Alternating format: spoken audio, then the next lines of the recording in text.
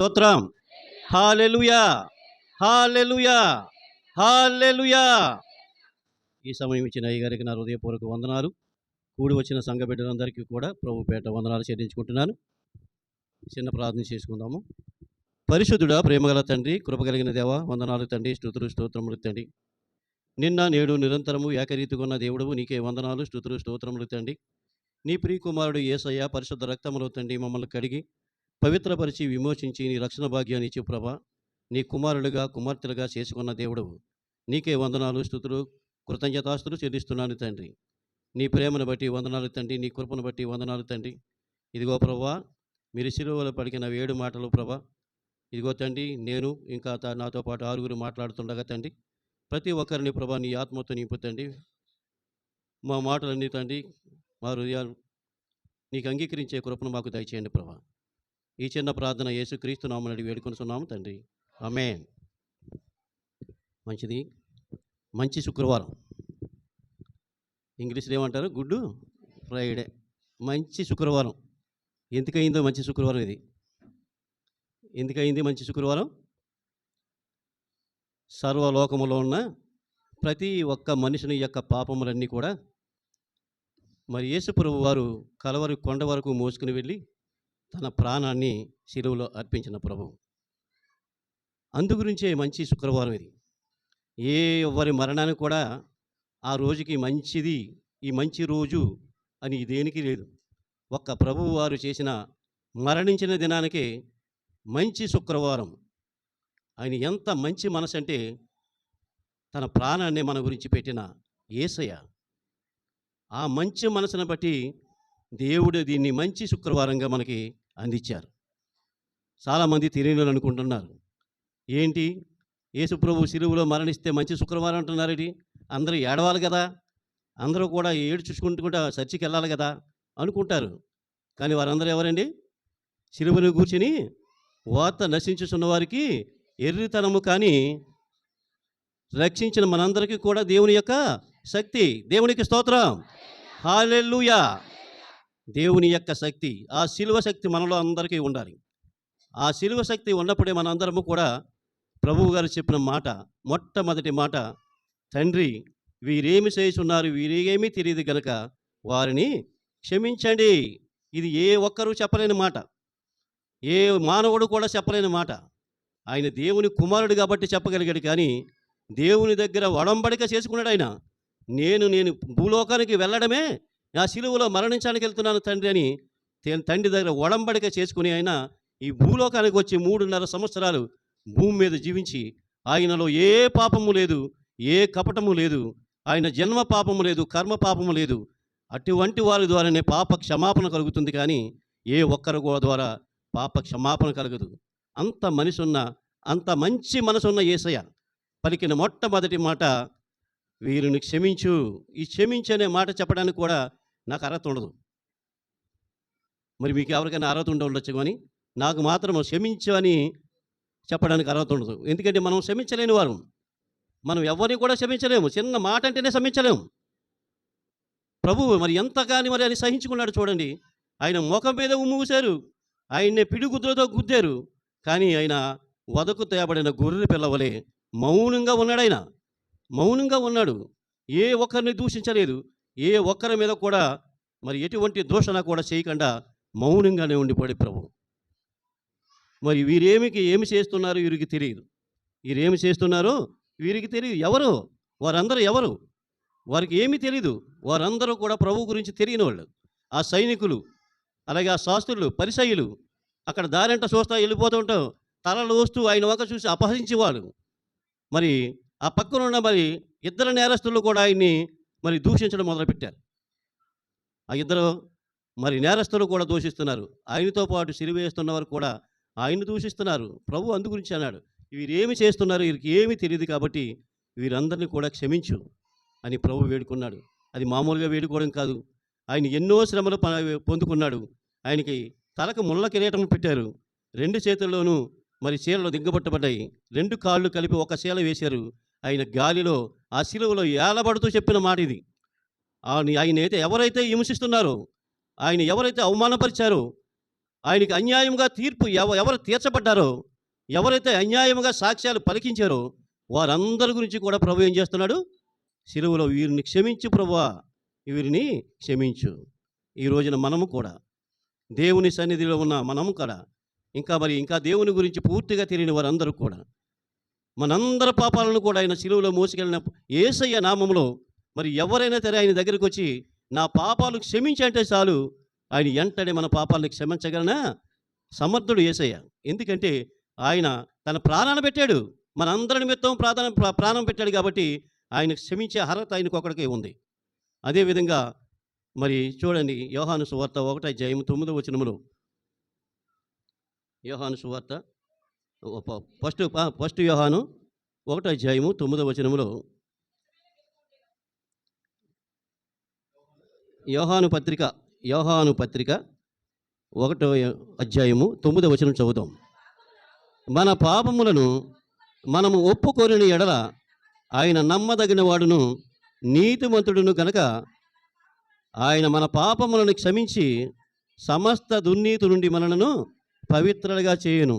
మన పాపములు మనం ఒప్పుకుంటే చాలు, ఆయన సన్నిధికి వచ్చి ఆయన పాదాల దగ్గరికి వచ్చి మన పాపములన్నీ కూడా మనం ఒప్పుకుంటే ఆయన నమ్మదగిన వాడు నీతిమంతుడు కనుక ఆయన మన పాపాలన్నీ క్షమించి ఏం చేస్తానంటున్నాడు? మనల్ని పవిత్రులుగా చేస్తానంటున్నాడు. ఏ ఒక్కరైనా సరే పాపముతో ఉన్నాను, ఎంత భయంకరమైన పాపము చేసిన వారిని కూడా ప్రభు క్షమించగలడు. నేను ఇంత పాపము చేశాను కదా, నేను ప్రభు దగ్గరికి ఏ విధంగా వస్తానని ఏ ఒక్కరు అనుకోకూడదు. ఎంతో భయంకరమైన పాపాలు చేసిన వారు కూడా ప్రభువు సన్నిధికి వచ్చి మరి క్షమాపణ పొందుకున్నారు. మరి ఒక స్త్రీ, వ్యభిచారములో పట్టబడిన స్త్రీ యేసు ప్రభు దగ్గరికి తీసుకుని తీసుకువచ్చినప్పుడు ఆమె చేసిన పాపాలను బట్టి వారందరూ కూడా అన్నారు, ఆ చిన్న పిల్లల దగ్గర నుంచి పెద్దోళ్ళందరూ కూడా మరి ఆయన విడిచి వెళ్ళిపోయారు. కానీ యేసు ప్రభువును ఆ స్త్రీ ఒక్కతే నిలబడి ఉన్నారు. కానీ ప్రభువు శిక్షించే మరి సమర్థుడు. కానీ ఆమెను ఏం చెప్పాడండి? అమ్మా, నీకు ఎవ్వరూ శిక్షింపలేదా? నేను కూడా నిన్ను శిక్షింపను. సమాధానం కలవాలని వెళ్ళి ఇక ముందు పాపము చేయకు. క్షమాపణ పొందుకున్న వారు తిరిగి పాపము చేయకూడదని ప్రభువు చెబుతున్నాడు. ఎవరైనా పాపములు చేయలేదని ఏ ఒక్కరూ అనుకోకూడదు. ఏదో విధంగా మన అందరం పాపులమే, ఇప్పటికీ పాపులమే, ఏదో విషయంలో పాపమే. నోటి మాట ద్వారా కానీ, మనసులో ఉన్న ఊహలు కానీ, మన హృదయంలో ఉన్న తలంపుల ద్వారా మనందరము పాపులమే. అందుగురించే ప్రభు అంటున్నాడు, మనందరికీ కూడా ఆయన క్షమించే దేవుడు. చూడండి, మత్తయి సువార్త 5వ అధ్యాయంలో చూడండి. కొండ మీద ప్రసంగం చేస్తూ ప్రభువారు అన్నారు, 43వ వచనం చదువుదాం. నీ పొరుగువాణ్ణి ప్రేమించి నీ శత్రువును ద్వేషించమని చెప్పబడిన మాట మీరు విన్నారు కదా. నేను మీతో చెప్పినది ఏమనగా, మీరు పరలోకమందున్న మీ తండ్రికి కుమారులై ఉండినట్లు మీ శత్రువులను ప్రేమించుడి, మీరు హింసించిన వారి కొరకు ప్రార్థన చేయుడి. ఇది ప్రభు మనకు నేర్పింది. ఆయన క్షమించిన ప్రకారం ఏం చేయాలి? మనల్ని ఎవరైతే దూషిస్తారో వారి గురించి మనము ప్రేమించాలట. మనం దూషించిన వాళ్ళని మనం ప్రేమించాలి. ఎంతమంది చేయగలము? ఎంతెంత మాటలు అన్నారో నన్ను నేను క్షమించలేను అన్న వాళ్ళు చాలామంది ఉన్నారు. నన్ను ఎన్ని మాటలు పెడుతుందని నన్ను వేధించారు, నేను క్షమించలేనన్న మన క్రైస్తవ బిడ్డలు చాలామంది ఉన్నారు. ఇతరుల మాట వదిలేయండి, మన క్రైస్తవులని ఇతరులను క్షమించలేని వాళ్ళం. అత్తాకోడళ్ళు ఉంటారు, అన్నదమ్ములు ఉంటారు, అలాగే మరి వదిన మరదలు ఉంటారు, అలాగే అక్క చెల్లెళ్ళు ఉంటారు. ఒక మాట మాట్లాడితేనే ఒకరినొకరు క్షమించగలరు. దేవుని బిడ్డలం అనుకుంటున్నాం మనం, దేవుని యొక్క ప్రశస్తమైన రక్తంతో కడగబడిన బిడ్డలం అనుకుంటున్నాము. కానీ ఒకరినొకరు క్షమించుకోలేకపోతున్నాం. ఒకరినొకరు క్షమించుకోమంటున్నాడు దేవుడు. ఆయన చెప్పుతున్నాడు, సిలువలో ఉండి పలుకుతున్నాడు, వీరేమి చేస్తున్నారో వీరికి తెలియదు కనుక మీరేం చేయాలి? క్షమించండి ప్రభు అని తండ్రిని వేడుకుంటున్నాడు. అదేవిధంగా మనల్ని ద్వేషించే వారిని ఏం చేయమంటున్నాడు? వారి గురించి ప్రార్థన చేయాలి. మనం అలా ప్రార్థన చేస్తారా? ఎవరైనా గొడవలు ఆడుకుంటే వారి గురించి చచ్చిపోమని ప్రార్థన చేస్తుంటారా?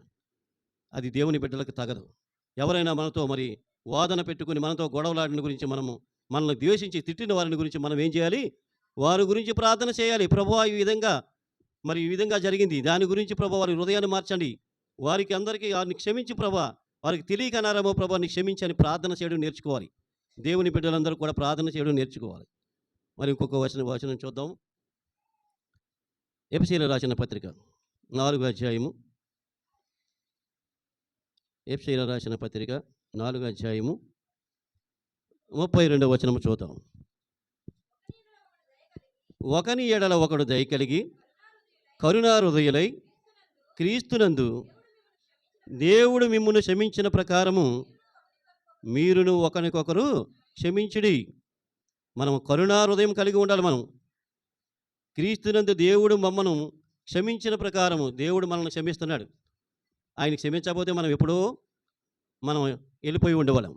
ఆయన క్షమిస్తున్న గురించే మనము ఎన్ని పాపములు చేసినా, ఎన్ని దోషములు చేసినా ఇంకా మనము జీవించి ఉన్నామంటే ఆయన మనల్ని క్షమిస్తున్న దేవుడు. అదేవిధంగా మనం ఏం చేయాలట? మీరు ఒకరినొకరు క్షమించుకోండి. వినేసి విడిచిపెట్టడం కాదు. మనం 40-38 దినాలలో నేర్చుకున్నాం. 30 దినాలలో చక్కటి వాక్యాలతో మనందరినీ కూడా బలపరిచిన దేవునికి మనం ఒకరినొకరు క్షమించుకోవాలి. మనం ఒకరు క్షమించకపోతే ఇతరులు మనం ఏమి క్షమిస్తాం? అందరము కూడా దేవుని యొక్క సహోదరులము, సహోదరులు. మీ అందరూ కూడా నాకు సహోదరులు. ఈ మగవారందరూ కూడా సహోదరులు. ఆ విధంగా ఉన్నప్పుడు ఒకరినొకరు మాట అనుకుంటే, నా సహోదరుడే నీ మాట అన్నాడు కదా, నా సహోదరి నన్ను ఈ విధంగా అన్నది కదా అని మనం సహించుకోవాలి, క్షమించుకోవాలి, ఒకరినొకరు క్షమించుకోవాలి. ప్రభువు నేర్పుతున్నాడు ఈ రోజున. ఈ మొట్టమొదటి మాటలో నేర్పేది క్షమాపణ. మరి ఆ విధంగా మనం ఉండాలి. అదేవిధంగా మరి పేతురు గారు కూడా అడుగుతారు మత్తయి సువార్తలను. ప్రభువా, చూడండి మత్తయి సువార్త 18వ అధ్యాయము 27వ వచనంలో అడుగుతారు పేతురు గారు మనలాగే అన్నీ కూడా అడుగుతుంటారు. ఆ సమయమున పేతురు ఆయన వద్దకు వచ్చి, ప్రభువా, నా సహోదరుడు నా ఎదల తప్పిదము చేసిన ఎడ నేను ఎన్ని మారులు అతన్ని క్షమించవలను? 7 మార్లు మట్టు కానీ అడిగాడట. ఎన్నిసార్లు క్షమించాలి ప్రభా? ఒకసారా, 2 సార్లా, 7 సార్లు అన్నప్పుడు ప్రభు అన్న సమాధానం కూడా విందాం. తర్వాత వచనం చదవం. యేసు అతనితో ఇట్లనెను, 7 మారుల మట్టుకే కాదు 70 ఏళ్ల మట్టుకు నీతో చెప్పుచున్నాను. అంటే ఎప్పుడు క్షమించమనే. అంటే ఒక లెక్క కింద చెప్పారు. కానీ ప్రభువారు ఏమంటున్నారంటే, నువ్వు 7 సార్లు కాదు కానీ ఎప్పుడు కూడా నువ్వు క్షమిస్తూనే ఉండాలి. ఎప్పుడు కూడా నీ సహోదరుని పట్ల నువ్వు ఎప్పుడూ క్షమిస్తూనే ఉండాలి. మరి ఆ క్షమాపణ గుణం మనం అందరం కలిగి ఉందాం. మరి ప్రభువుకి ఒక్కరికే మరి ఆ క్షమించే గుణాన్ని మరి అర్హత కలిగిన ఉన్న ప్రభు. మరి అలాగే విధంగా మరి మత్తయి సువార్తలోని 6వ అధ్యాయంలో ఉంటుంది. 14వ వచనంలో కూడా చూద్దాం. మనుషుల అపరాధములను క్షమించిన ఎడల మీ పరలోకపు తండ్రియు మీ అపరాధములను క్షమించును. మనుషుల యొక్క మరి అపరాధములను మనం క్షమించకపోతే మరి ప్రభువు కూడా ఏం చేస్తాడు? మీ అపరాధాలు క్షమించండి అని అంటున్నాడు. మరి అపరాధాలు మనందరము కూడా ఒకరొకరు క్షమించుకుంటూ ఉండాలి. మరి పరలోకపు తండ్రి కూడా మనల్ని మరి క్షమించడానికి మరి సిద్ధపడతాడు. అదేవిధంగా మనందరము తెలుసుకోవాల్సింది ఒకటి, ఈ క్షమాపణ అన్నది చాలా కష్టతరమైంది. దేవునికి ఒకరికి ఈ క్షమించే గుణం, ఎవరినైనా కూడా క్షమించేది దేవుడే. ఎందుకంటే దేవుని ప్రేమ ఎవరిలో ఉంటుందో వారు నిజంగా క్షమించబడతారు. దేవుని ప్రేమ ఎవరిలో ఉంటుందో వారిని ఇతరులని క్షమించగలుగుతారు. అది దేవుని ప్రేమ, అంతేగాని మన గొప్పతనం కాదు. ఆయన యొక్క ప్రేమ మనలో నిండి ఉంటే మనం ఇతరులను క్షమించగలం. మనం ఇంతకాలం నుంచి మరి మందిరానికి వస్తున్నాం, మనందరం క్షమించుకోవడం నేర్చుకోవాలి. ఎంతకాలం నుంచి ఉంటున్నాము ఈ క్షమించే మాట గురించి? ఎన్నిసార్లు, ఎన్ని సంవత్సరాలు ప్రతి మరి ఈ యొక్క గుడ్ ఫ్రైడే డేనా మరి అందరము కూడా ఈ మొట్టమొదటి మాట నేనే కాకుండా చాలామంది చెప్పుంటారు. అన్ని మాటలు వింటున్నాం కానీ ఏం చేస్తున్నాం? మనం వినకుండా మనము ఎవరు తన వారు మనం ఇడిచిపెట్టి వెళ్ళిపోతున్నాము. ఇక్కడ ఉన్న చేపే ఉంటుంది. మనం మందిరం ఉన్న చేపు కూడా మనం ఎలా ఉంటాము? దేవుని యొక్క బిడ్డలము, భయభక్తులతో కూర్చుంటున్నాము, దేవుని వైపే చూస్తున్నాము. మనం ఇంటికి వెళ్ళిన తర్వాత ఉండాలట మనకు ఉన్నది మన సాక్ష్యం. ఎలా ఉండాలి? మనం మందిరంలో ఉన్నది ఇంటి దగ్గర చూపించాలి. ఎలాగా? ఇతరులను క్షమించేది. మీ ఇంటిలో ఉన్నవారు ఎవరితోనో మరి మాట్లాడుకుంటే వారితో మాట్లాడుకోవడం, ఇవన్నీ కూడా మరి కలిగి ఉండాలి దేవుని బిడ్డలు. మనం దేవుని బిడ్డలు అనిపించుకున్న మాత్రాన్ని కాదు, కానీ ఆ మాటల ప్రకారంగా మనం నడుచుకున్నప్పుడే మనం దేవుని బిడ్డలం అవుతాం. మరి నాకు ఇచ్చిన మరి సమయం అయిపోయింది కాబట్టి ఈ వాక్యాన్ని దేవుడు దీవించాలని నేను ముగిస్తున్నాను. హల్లెలూయా. పాస్టమ్ గారు రెండవ వాక్యం మీద ధ్యానం చేస్తారు.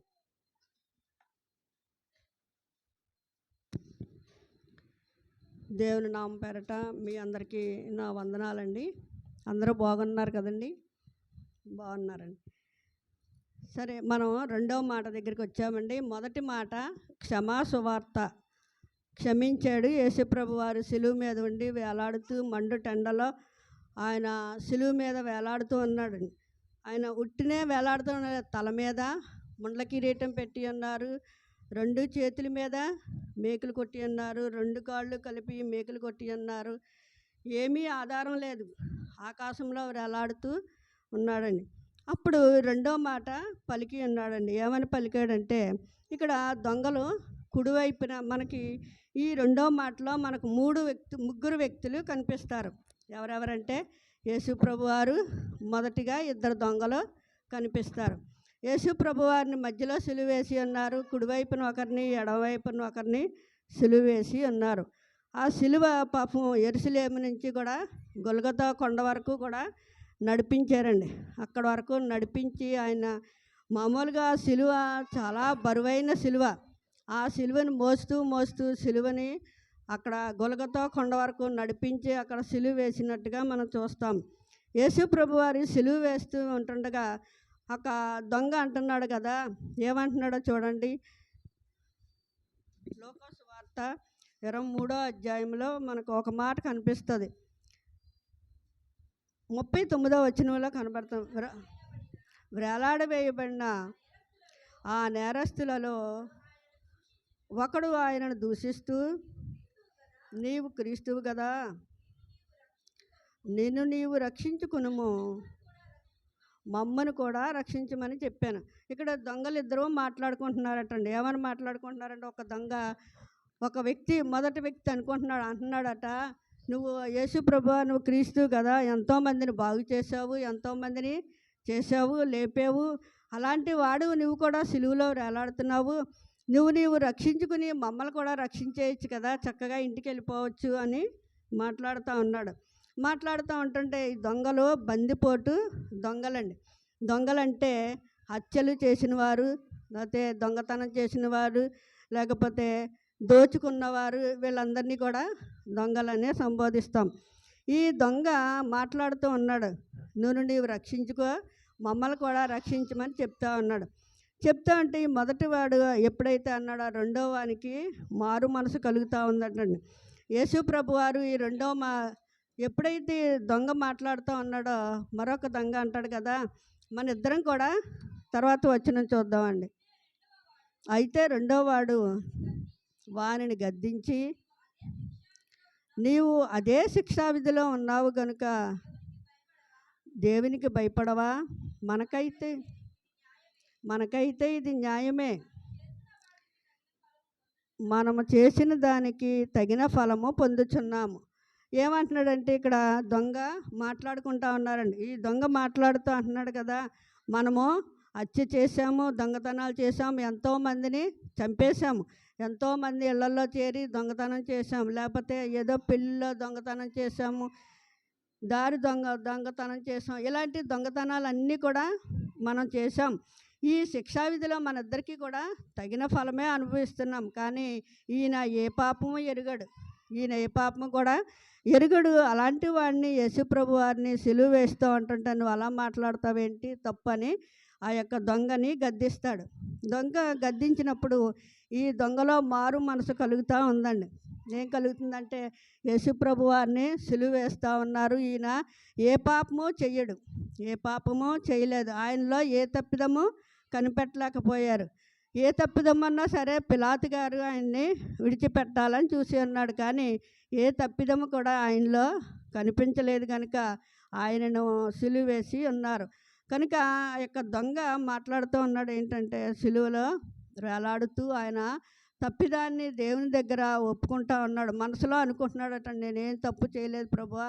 యేసు ప్రభుని అడుగుతూ ఉన్నాడు. ఆయనకి దొంగకి ఇంకా సమయం లేదు, ఆయన ఏమనుకున్నాడంటే యేసు ప్రభు వారు ఈ మొదటి మాటలో జ్ఞాపకం చేసుకున్నాడు. ఏంటంటే ఆయన్ని ఇంతమంది కొడతా ఉన్నారు, గుద్దుతా ఉన్నారు, చంపుతా ఉన్నారు, ఈపు మీద కొడుతున్నారు, ముఖం మీద ఉమ్మి వేస్తున్నారు.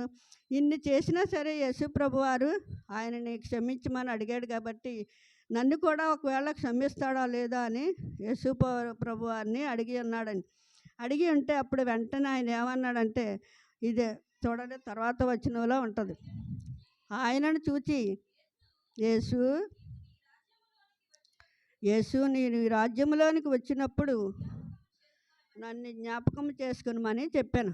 యేసు ప్రభు వారిని వెంటనే ఇంకా ఆలస్యం చేయకూడదు, సిలువ వేయబడ్డాము, ఎప్పటికైనా చనిపోవలసిన వారమే. అయినా సరే యేసు ప్రభు వారిని ఆ యొక్క క్షమాపణ అడిగి ఉన్నట్టుగా మనం చూస్తాం. ఏమంటాడంటే, యేసు ప్రభువా నీవు ఈ రాజ్యంలోనికి వచ్చినప్పుడు నన్ను జ్ఞాపకం చేసుకో. ఒకే మాట అడిగి అన్నాడండి, నీవు నీ రాజ్యంలోనికి వచ్చినప్పుడు నన్ను జ్ఞాపకం చేసుకో. ఆయనకి ఈ రాజ్యం ఉంటుందని, తర్వాత పరలోకం ఉంటుందని, పరదేశకు వెళ్తామని ఇవన్నీ కూడా దొంగ ఆ యొక్క సిలువలో తెలుసుకున్నాడు, గమనించాడు. ఈయన ఎప్పటికైనా చనిపోతాడు, మళ్ళీ లేస్తాడు కనుక ఈయన రాజ్యంలోకి వచ్చినప్పుడు నన్ను జ్ఞాపకం చేసి అడిగితే ఒకవేళ నన్ను క్షమిస్తాడేమో అని యేసు ప్రభు వారిని అడిగినట్లుగా చూస్తాం. తర్వాత వచనంలో యేసు ప్రభు వారు ఏమన్నారో చూడండి. అందుకు ఆయన వానితో, నీవు నాతో కూడా పరదేశులో ఉందమని నిశ్చయముగా నీతో చెప్పుచున్నానని. అంత మంచి మాట అండి. ఒక్క మాటలో ఆ యొక్క దొంగ క్షమాపణ కోరి ఉన్నాడు, క్షమించమని అడిగాడు. వెంటనే యేసు ప్రభు వారు ఆయన్ని క్షమించినట్లుగా మనం చూస్తాం. ఈ రోజుల్లో మనం కూడా అనుకుంటాం కదా, చాలామంది దొంగ ఏ రీతిగా చివరిలో రక్షింపడ్డాడో, అప్పుడు రక్షింపడ్డాలండి బోల్ టైం ఉంది, ఇంకా యవన కాలమే కదా, లేకపోతే ఇంకా నడు వయసే కదా, ముసలి కాలంలో చూద్దాంలేండి, వయసు అయిపోయిన తర్వాత ఈ దొంగలాగే చివరిలో ఏముంది ఒక మాట అడిగేస్తే దేవుడు క్షమించేస్తాడు కదా అని చాలామంది ఊహించుకుంటారు. కానీ అందరికీ ఆ యొక్క భాగ్యం దొరకదండి. ఆ దొంగకే ఆ భాగ్యం దొరికింది. ఆ భాగ్యం దొరికితే ఇంక అందరూ మనం ఈ చర్చికి రావడం ఎందుకండి ఇదంతా మనం ఈ 40 రోజులు ప్రార్థనలు చేసుకోవడం ఎందుకు, ఇదంతా అనవసరమే నన్ను అడిగితే కదండి. ఇదంతా అనవసరమే. ఒక్కరోజు వచ్చి ఒక్కరోజు ఆ సిలువలో చివరిలో మనం చచ్చిపోయేటప్పుడు ఏదేదో మాట్లాడుతూ ఉంటాం కదండి. ఈ లోకంలో చాలామంది చనిపోయేటప్పుడు చివరి స్థితిలో మాట్లాడతారు. ఆ చివరిలో ఏం మాట్లాడారో ఆ మాటలకి విలువిస్తాం. అలాగే యేసు ప్రభు వారు 7 మాటలు మాట్లాడారు. ఈ 7 మాటలకి మనం విలువిస్తాం. యేసు ప్రభు వారిని దొంగ అడిగినట్లుగా మనకు ఆ అవకాశం దొరకదండి. మనం ఏం చెయ్యాలంటే ప్రతి వారం చర్చికి వస్తూ ఉంటాము, వాక్యం వింటూ ఉంటాము. కానీ చాలామంది మనలో రక్షింపబడరండి. ఏదో వినేసి వెళ్ళిపోతూ ఉంటారు. మనం ప్రతి సంవత్సరం ఈ యొక్క గుడ్ ఫ్రైడే జరుపుకుంటాం. మన వయసులో మనకి ఎన్నిసార్లు గుడ్ ఫ్రైడేలు వచ్చినాయి, మనం రక్షింపబడ్డామా లేదా మనల్ని మనం పరీక్ష చేసుకోవాలి. నేను ఎవరిని చేతులు ఎత్తమని అడగను, కానీ మరియు ప్రతిసారి కూడా వాక్యం వింటూ ఉంటాము. వాక్యం అనేక సార్లు వింటాం. బైబిల్ అంతా కూడా మనకు తెలుసు, కంఠోపాఠం. వాక్యాలు ఎక్కడెక్కడ ఉన్నాయో కూడా మనకు తెలుసు. కానీ దేవుని సన్నిధికి వస్తాం, కానీ మన మనసు దేవునికి ఇవ్వలేకపోతున్నాం. ఈరోజు ఈనాడే ఇప్పుడే మనం ఏం చేయాలంటే మన మనసుని దేవునికి ఇవ్వాలి. ఎప్పుడైతే మన మనసుని దేవునికి ఇచ్చామో మనం ఏమీ చేయక్కర్లేదండి. యేసు ప్రభు దొంగను ఏ విధంగా అడిగాడో, నీ రాజ్యంలోకి వచ్చినట్టు నన్ను జ్ఞాపకం చేసుకో అన్న విధంగా మనం ఏం చేయాలంటే ఒక్క నిమిషం ఆగి మోకరించి ప్రార్థన చెయ్యండి. మన ఒక్క పాపం ఒప్పుకోండి, మిగిలిన పాపాలన్నీ కూడా బయటకు వచ్చేస్తాయి.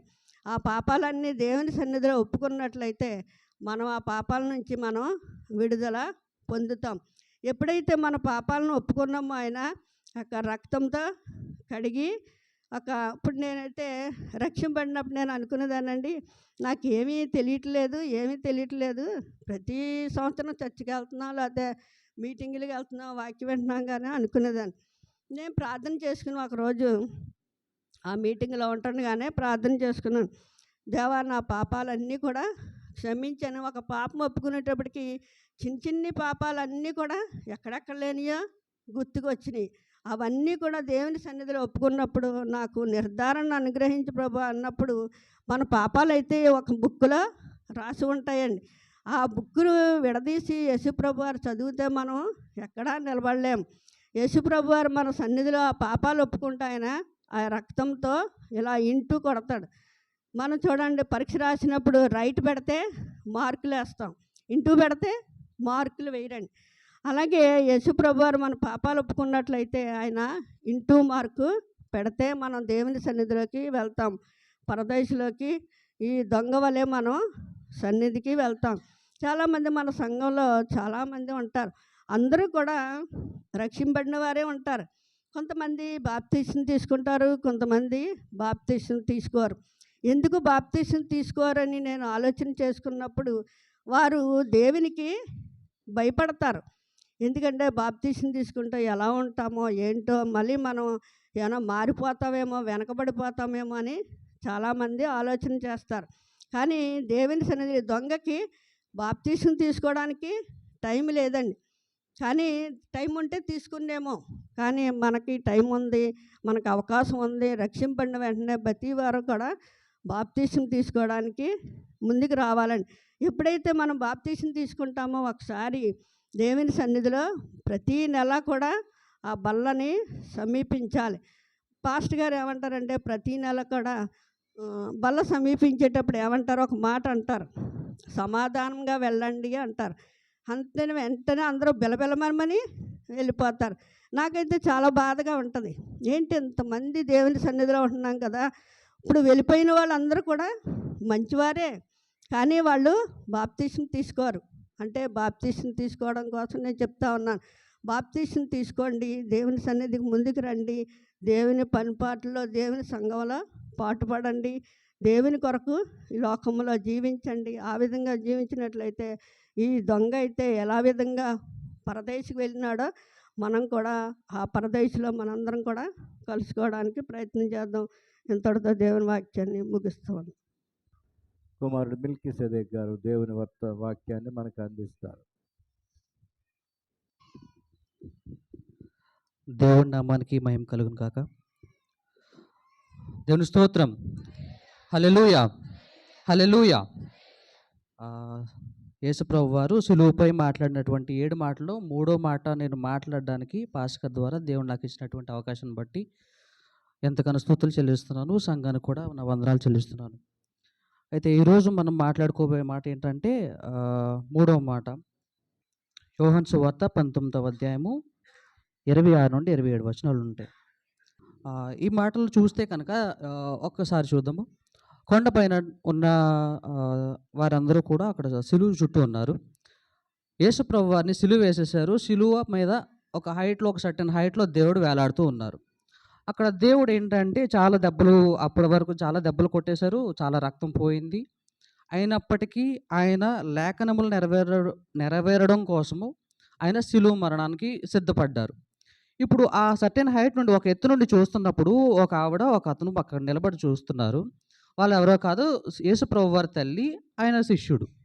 అక్కడ నిలబడడం చూసి ఈయన శారీరకంగా ఉన్నటువంటి బాధలను పక్కన పెట్టి ఆయన తన తల్లి కోసం ఆలోచిస్తూ ఉన్నాడు. తల్లి కోసం ఆలోచిస్తూ ఆ పక్కన ఉన్నటువంటి శిష్యుడికి అలాగే ఆ తల్లికి చెప్తున్నారు, ఇదిగో నీ కుమారుడు, అలాగే ఇదిగో నీ తల్లి అని చెప్పేసి అప్పగిస్తూ ఉన్నారు. సరే, ఇప్పుడు యేసుప్రభు వారు ఆ హైట్లో ఉండి అక్కడ వేలాడుతూ తల్లి కోసం ఎందుకు ఆలోచించారు, శిష్యుడికి మాత్రమే ఎందుకు అప్పగించారు అనేది ఒక్కసారి మనం విశ్లేషణ చేస్తే కనుక యేసుప్రభు వారికి ఇంకా తమ్ముళ్ళు కానీ చెల్లెళ్ళు కానీ ఎవరన్నా ఉన్నారా లేరా, అంటే మరియమ్మ గారికి తల్లికి ఇంకా ఎవరన్నా కుటుంబీకులు ఉన్నారా లేదా అనేది ఒకసారి చూసుకున్నట్లయితే కనుక ఉన్నారు. యేసుప్రభు వారి తల్లికి యేసుప్రభు వారు పరిశుద్ధం ద్వారా ఆయన జన్మనిచ్చిన తర్వాత ఈ శారీరకంగా కలిగినటువంటి పిల్లలు మరియమ్మ గారికి ఉన్నారు. వారు 4 ఉన్నారు. అంటే దీని అర్థం ఏంట్రా అంటే యేసుప్రభు వారికి తమ్ముళ్ళు ఉన్నారు. సరే, ఇప్పుడు తమ్ముళ్ళు ఉన్నప్పటికీ యేసుప్రభు వారు తన శిష్యుడికి ఎందుకు అప్పగించారు, తన శిష్యుడు అంతమంది శిష్యుల్లో ఆ ఒక్కడు శిష్యుడు మాత్రమే ఎందుకున్నారు అనేది ఒకసారి చూసుకున్నట్లయితే యేసుప్రభు వారు ఒకసారి గతంలోకి వెళ్దాం. ఆయన పుట్టిన తర్వాత నుండి అక్కడ ఉన్నటువంటి ధర్మం ప్రకారం, వాళ్ళ శాస్త్రాల ప్రకారం యాజక ధర్మం వర్తించాలి అంటే కనుక 30 సంవత్సరాలు నిండిన వారే మాత్రమే కావాలి అని చెప్పేసి ఒక రూల్ అనేది ఉంది. అయితే ఆ రూల్ ప్రకారం ఆయన ఆ 30 సంవత్సరాలు ఆయన తండ్రికి చేదోడు వాదోడుగా ఉండాలి. ఆ కుటుంబాన్ని అంతటికీ కూడా చేదోడు వాదోడుగా ఉండాలి. అంటే అతను వడ్రంగి పని చేశారు. వాళ్ళ తండ్రి వడ్రంగి పని చేశారు కాబట్టి ఆయన కూడా వడ్రంగి పని చేశారు. ఆ కుటుంబం అంతట్లోనే కూడా ఆయన సహాయకారిగా ఉన్నాడు. అయితే అక్కడి నుండి వచ్చిన తర్వాత 30 సంవత్సరాలు దాటిన తర్వాత ఈయన దేవుని సువార్త ప్రకటించాలి కాబట్టి ఆ దేవుని సువార్త లో భాగంగా ఆయన బయటకొచ్చారు. బయటకొచ్చిన తర్వాత నుండి ఆయన చేసినటువంటి పనులు చిన్నవి ఏం కాదు. ఇప్పుడు మొత్తం అక్కడున్న ప్రజలందరికీ చెప్తున్నాడు. ఇక్కడ నుండి ఇవి ఫాలో అవ్వాలి, ఇవి ఫాలో అవ్వకూడదు, ఈ పనులు చేయాలి, ఈ పనులు చేయకూడదు అని చెప్పి కొంతమందిని, తర్వాత ఇక్కడ కొన్ని ఆశ్చర్య కార్యాలని, అద్భుత కార్యాలని దేవుడు చేస్తూ వస్తూ ఉన్నాడు. అయితే ఈ ఆశ్చర్యకార్యాలు చేస్తున్నప్పుడు ఈ లోకం అంతా మాట్లాడుకుంటారు. ఆ ఊర్లో ఉన్న ప్రతి ఒక్కరు మాట్లాడుకుంటారు. ఏమని మాట్లాడుకుంటారంటే పలానా వాళ్ళ అన్నయ్య లేదంటే పలానా వాళ్ళ కొడుకు ఇలా చేస్తున్నారు అని చెప్తారు. అక్కడ ఉన్నటువంటి ధర్మశాస్త్రం, మోషే ఇచ్చినటువంటి ధర్మశాస్త్రంలో ఏవైతే ఉన్నాయో ఆ ధర్మశాస్త్రాలను కాకుండా నేను చెప్పింది ఏమనగా అని చెప్పేసి ఆయన చెప్తా ఉంటున్నాడు. అంటే ఈయన ధర్మశాస్త్రాలను పక్కన పెట్టేస్తున్నాడు. నేను చెప్పింది మీరు ఫాలో అవ్వండి అంటున్నాడు. నేను దేవుడితో సమానం అంటున్నాడు. అంటే ఈ చెప్పిన ప్రతిదీ కూడా లోకస్తులందరూ ఏం మాట్లాడతారంటే, అమ్మ బాబాయ్ అతను ఎవరో వచ్చేసాడు, వాళ్ళ అబ్బాయి మరియమ్మ గారు అబ్బాయి వచ్చేసాడు, నేను చెప్తుంది ఏంటో మీరు ఫాలో అవ్వండి అని చెప్తున్నాడు. ఏవైతే పనులు చేస్తున్నాడో అన్ని ఆశ్చర్యకార్యాలు చేస్తున్నాడు. ఆ పలానా వాళ్ళు అంత అన్న ఇలా చేస్తున్నాడు అని చెప్పేసి మాట్లాడుకుంటూ ఉంటారు. ఈ మాట్లాడుకునే దాంట్లో కూడా చాలామంది ఏం చేస్తారంటే, ఏదో నా కుటుంబం అయితే కనుక ఆ మాటలు మళ్ళీ నా దగ్గరకు వచ్చేస్తాయి. అలాగే వాళ్ళ అన్నయ్య వాళ్ళ తమ్ముళ్ళ దగ్గరకు కూడా వచ్చేసాయి. వచ్చిన దగ్గర నుండి వాళ్ళు ఏం చేస్తున్నారు, ఈ ధర్మశాస్త్రాన్ని ఫాలో అవ్వట్లేదు అని ఒక మాటను పట్టుకుంటున్నారు. వాళ్ళు అవమానంగా ఫీల్ అవుతున్నారు. ఎవర్రా అంటే యేసుప్రభు వారి తమ్ముళ్ళు. అసలు తమ్ముళ్ళు ఎవరెవరు ఉన్నారు అండి ఒకసారి చూద్దాం. మత్తయి సువార్త 13వ అధ్యాయము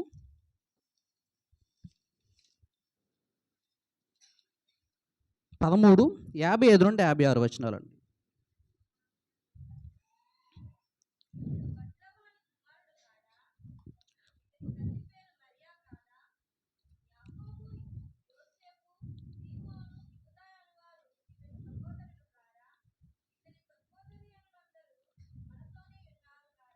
థ్యాంక్ యూ.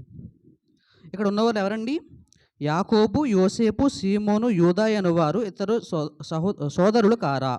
ఇతని సోదరీమణులు మనతో ఉన్నారా లేరా అనేసి ఒక మాట వస్తున్నారు. ఈ నలుగురు ఎవరండి? యేసుప్రభు వారికి సోదరులుగా ఉన్నబడేవారు. రైట్.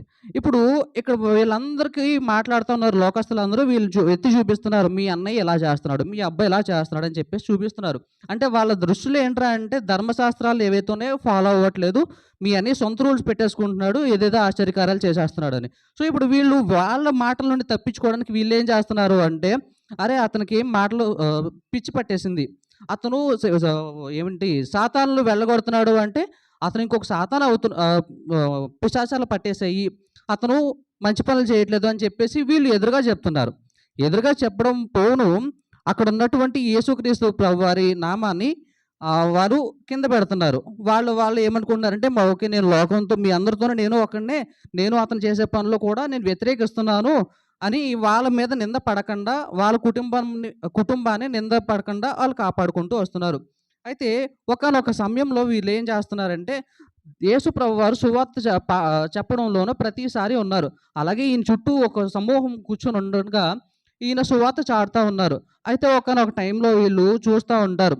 ఎవరు? ఈ సహోదరులు, అలాగే మరియ గారు కూడా చూస్తూ ఉంటే వాళ్ళు చెప్తూ ఉంటారు, ఇక్కడ లోపల ఇలా పలానా అతను యేసు ప్రభు వారు ఇలా సువార్త చెప్తున్నారు, ఇలా బోధలు చేస్తున్నారు అంటే వాళ్ళు ఏం చెప్తున్నారు, అతనికి బుర్ర పని చేయట్లేదు, సో ఏదేదో చెప్పేస్తున్నాడు, మీరు పట్టించుకోకండి అని. తర్వాత ఇంకొకసారి ఏమనుకుంటున్నారు, ఒకానొక టైంలో ఈయన అలాగే బోధలు చేస్తూ ఉంటే ఒక శిష్యుడితో లోపల కబురు పంపుతూ ఉంటారు. ఏమని?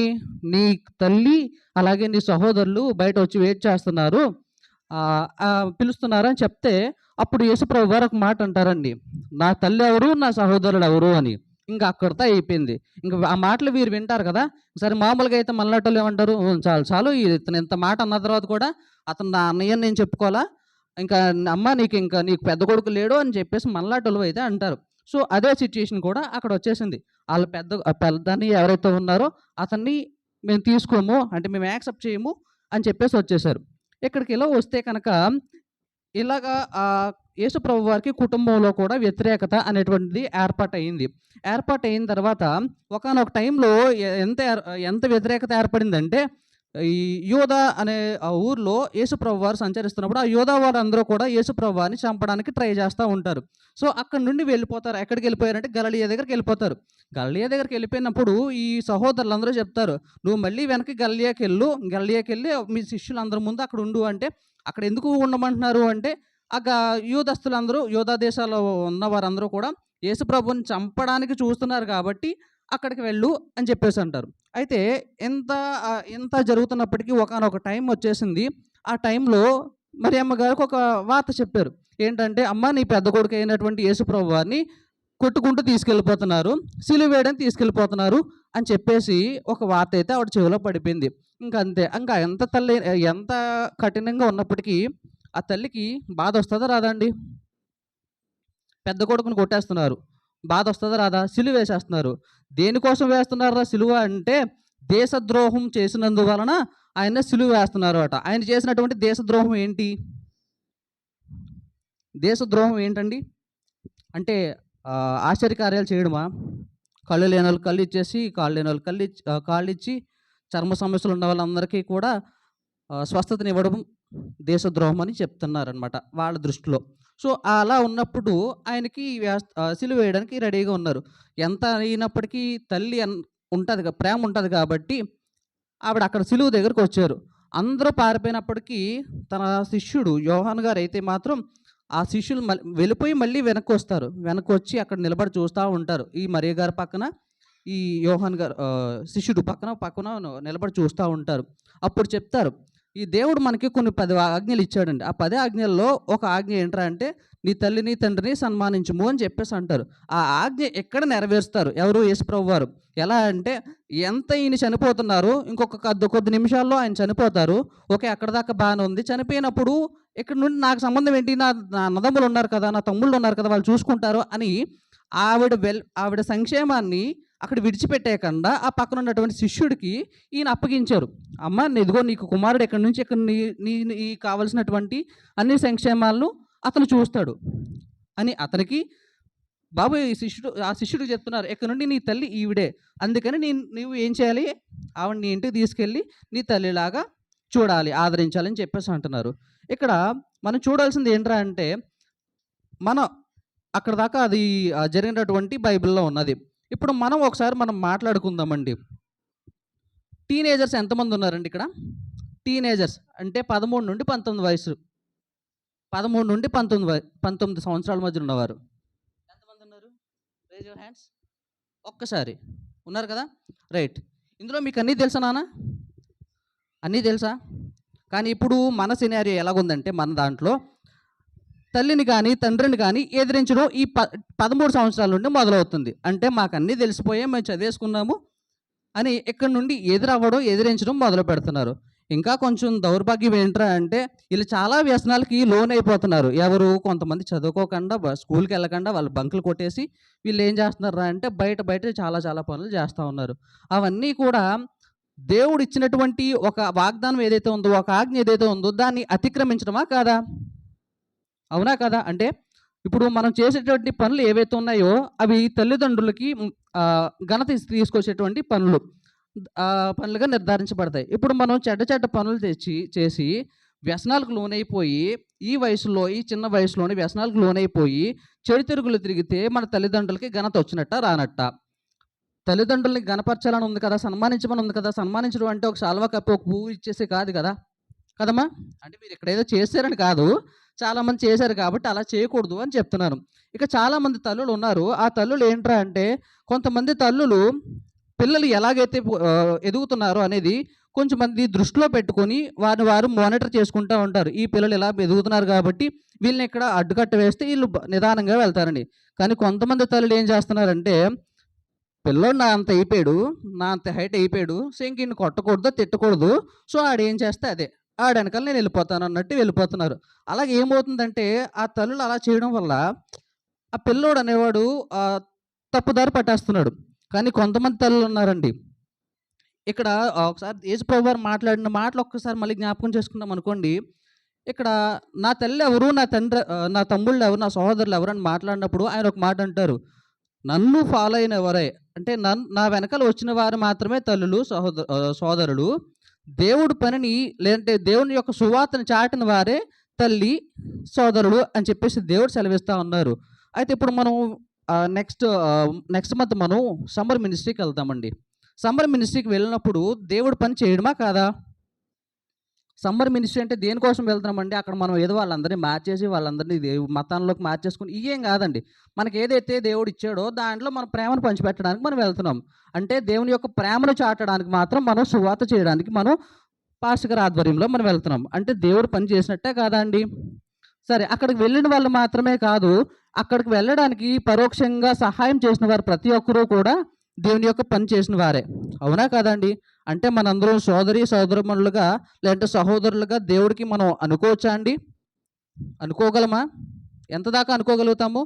అంటే మనం ఒక కందిపప్పు బియ్యం ఇచ్చేసేదాకా కాదు, కానీ మనం ఎంత దాకా ప్రార్థనాపూర్వకంగా వారిని పంపుతున్నామో, అక్కడ జరుగుతున్న పనులు ప్రతిదాన్ని ఇక్కడ ప్రార్థనతో మనం ఎంత దాకా విజయం సాధించగలుగుతున్నామో అనేటువంటి దాన్ని కూడా మనం ఒకసారి ఆలోచించాలి కదండి. అవునా కాదండి? రైట్. ఇప్పుడు ఇందో తల్లుల్లో ఇంకొక తల్లి కోసం నేను మాట్లాడాలనుకుంటాను. అందరు తల్లులు ఎలా ఉన్నారు, కానీ ఇవి నాకు చాలా ఇష్టమైన తల్లి. ఏంట్రా అంటే, ఒక ఆవిడ అక్కడ ప్రతిసారి ప్రతి టూర్కి వస్తున్నారు.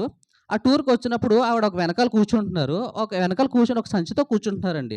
ఆ సంచితో ఏంట్రా అంటే, పాస్ గారు పిలవంగానే అమ్మ విజయ్ వెళ్ళరా అనగానే ఆవిడ సంచి పట్టుకుని ఎదరికి వచ్చేస్తారు, డబ్బులు ఇస్తారు.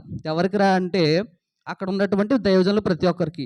ఆవిడ అంటే తల్లి కోసం ఎందుకు మాట్లాడుతున్నారా అంటే, ఆవిడ వాళ్ళ పిల్లల కోసం ఆలోచించుకోవట్లేదు. అంటే ఇది మేము సంపాదించుకున్న డబ్బులు, సో వాళ్ళకి ఎందుకు ఇవ్వాలి అన్న మాట ఆవిడకి రావట్లేదు.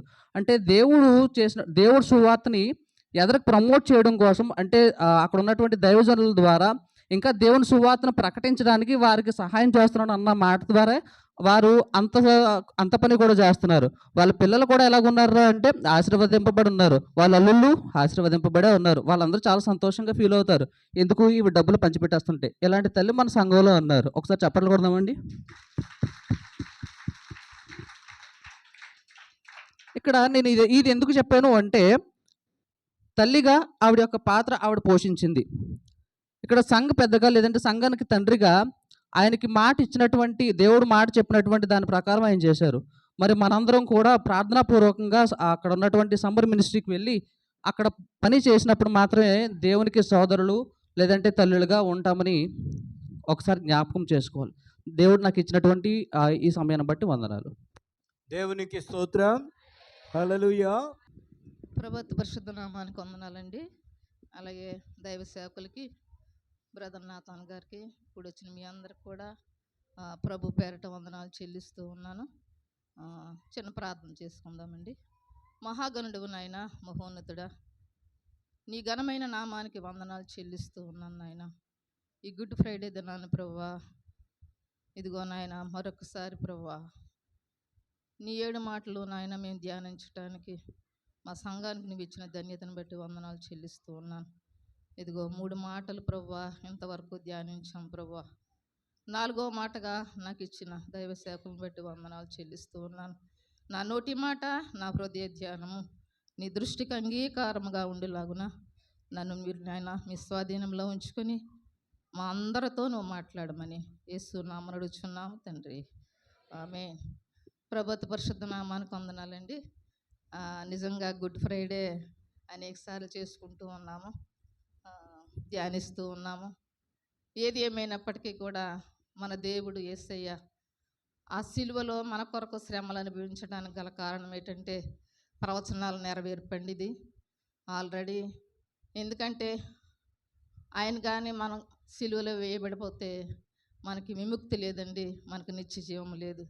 ఎందుకంటే మొదటగా యేసయ్య సిలువలో 7 మాటలు మాట్లాడిన మాటలన్నీ కూడా మన జీవితానికి ఎంతో ప్రాముఖ్యమైనవండి. మొదట 3 మాటలు కూడా సర్వమానవాళికి కూడా చెప్పబడిన మాటలు ఏంటంటే క్షమించే మనసు మనకు కావాలని ఆయన మాదిరి చూపించాడండి. అలాగే 2 దొంగలు కూడా, ఒక దొంగ దూషిస్తూ ఉంటే మరొక దొంగ పశ్చాత్తాపడ్డాడండి. ఆ పశ్చాత్తాపడినప్పుడు ఆయనకి రక్షణ భాగ్యం కలిగిందండి. మనము కూడా ఆయన సన్నిధిలో ప్రతిదినము పశ్చాత్తాపడినప్పుడు మనకు రక్షణ అనే వస్త్రానికి మచ్చలు పడకుండా చూసుకోవలసిన వారమై ఉన్నాం. కాబట్టి ఆ భాగ్యం మనకి దేవుడు ఇస్తాడు కాబట్టి మనం ఆ దొంగ వలె ప్రతిదినము పశ్చాత్తాపడవలసిన వారమై ఉన్నాము. అలాగే మూడో మాట, తల్లిదండ్రులను మనము బాధ్యత కలిగి వారు చూడవలసిన వారమై ఉన్నామని, మూడు మాటలు కూడా సర్వమానవాళికి కూడా దేవుడు పలికిన మాటలు. నాలుగో మాటగా కూడా 4, 5, 6, 7 కూడా దేవునితో ఆయన మాట్లాడుతూ ఉన్నాడు. ఎందుకంటే నాలుగో మాట, నా దేవా నా దేవా నా చెయ్యి ఎందుకు విడిచావు ప్రభువా. ఆ పై మాట చూసారండి, మధ్యాహ్నము 3 గంటలు, నేను రిఫరెన్స్ ఇవ్వనండి ఎందుకంటే టైం చాలదు కాబట్టి మనకి. 3 గంటలు మొదలుకొని దేశం అంతటా చీకటి కమ్మిందంట. ఆ చీకటి అనగా అర్థం ఏంటంటే పాపము.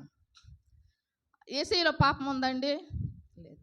మనలో దోషం ఉంది, మనలో పాపం ఉంది, మనలో అన్నీ ఉన్నాయి, కానీ ఆయనలో ఏ పాపము లేదు.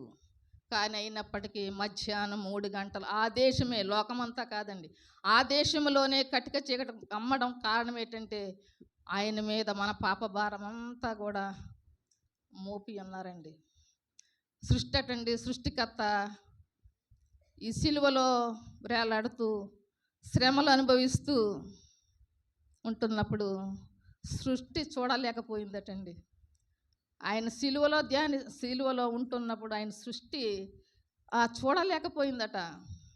కానీ దేశంలో ఉన్న ప్రజలు ఎందుకు ఈ చీకటి కమ్మిందని కూడా తెలుసుకున్నారో లేదో నాకైతే తెలియదు, కానీ మనకు దేవుడు మరలా జ్ఞాపకం చేస్తున్నాడు. 40 దినాలు కూడా చాలామంది సిస్టర్స్ బ్రదర్స్ వచ్చినప్పుడు దైవ సేవకులు బ్రదరు ఈ మాటలన్నీ కూడా గూఢార్థాలు తెలియజేయడం జరిగిందండి.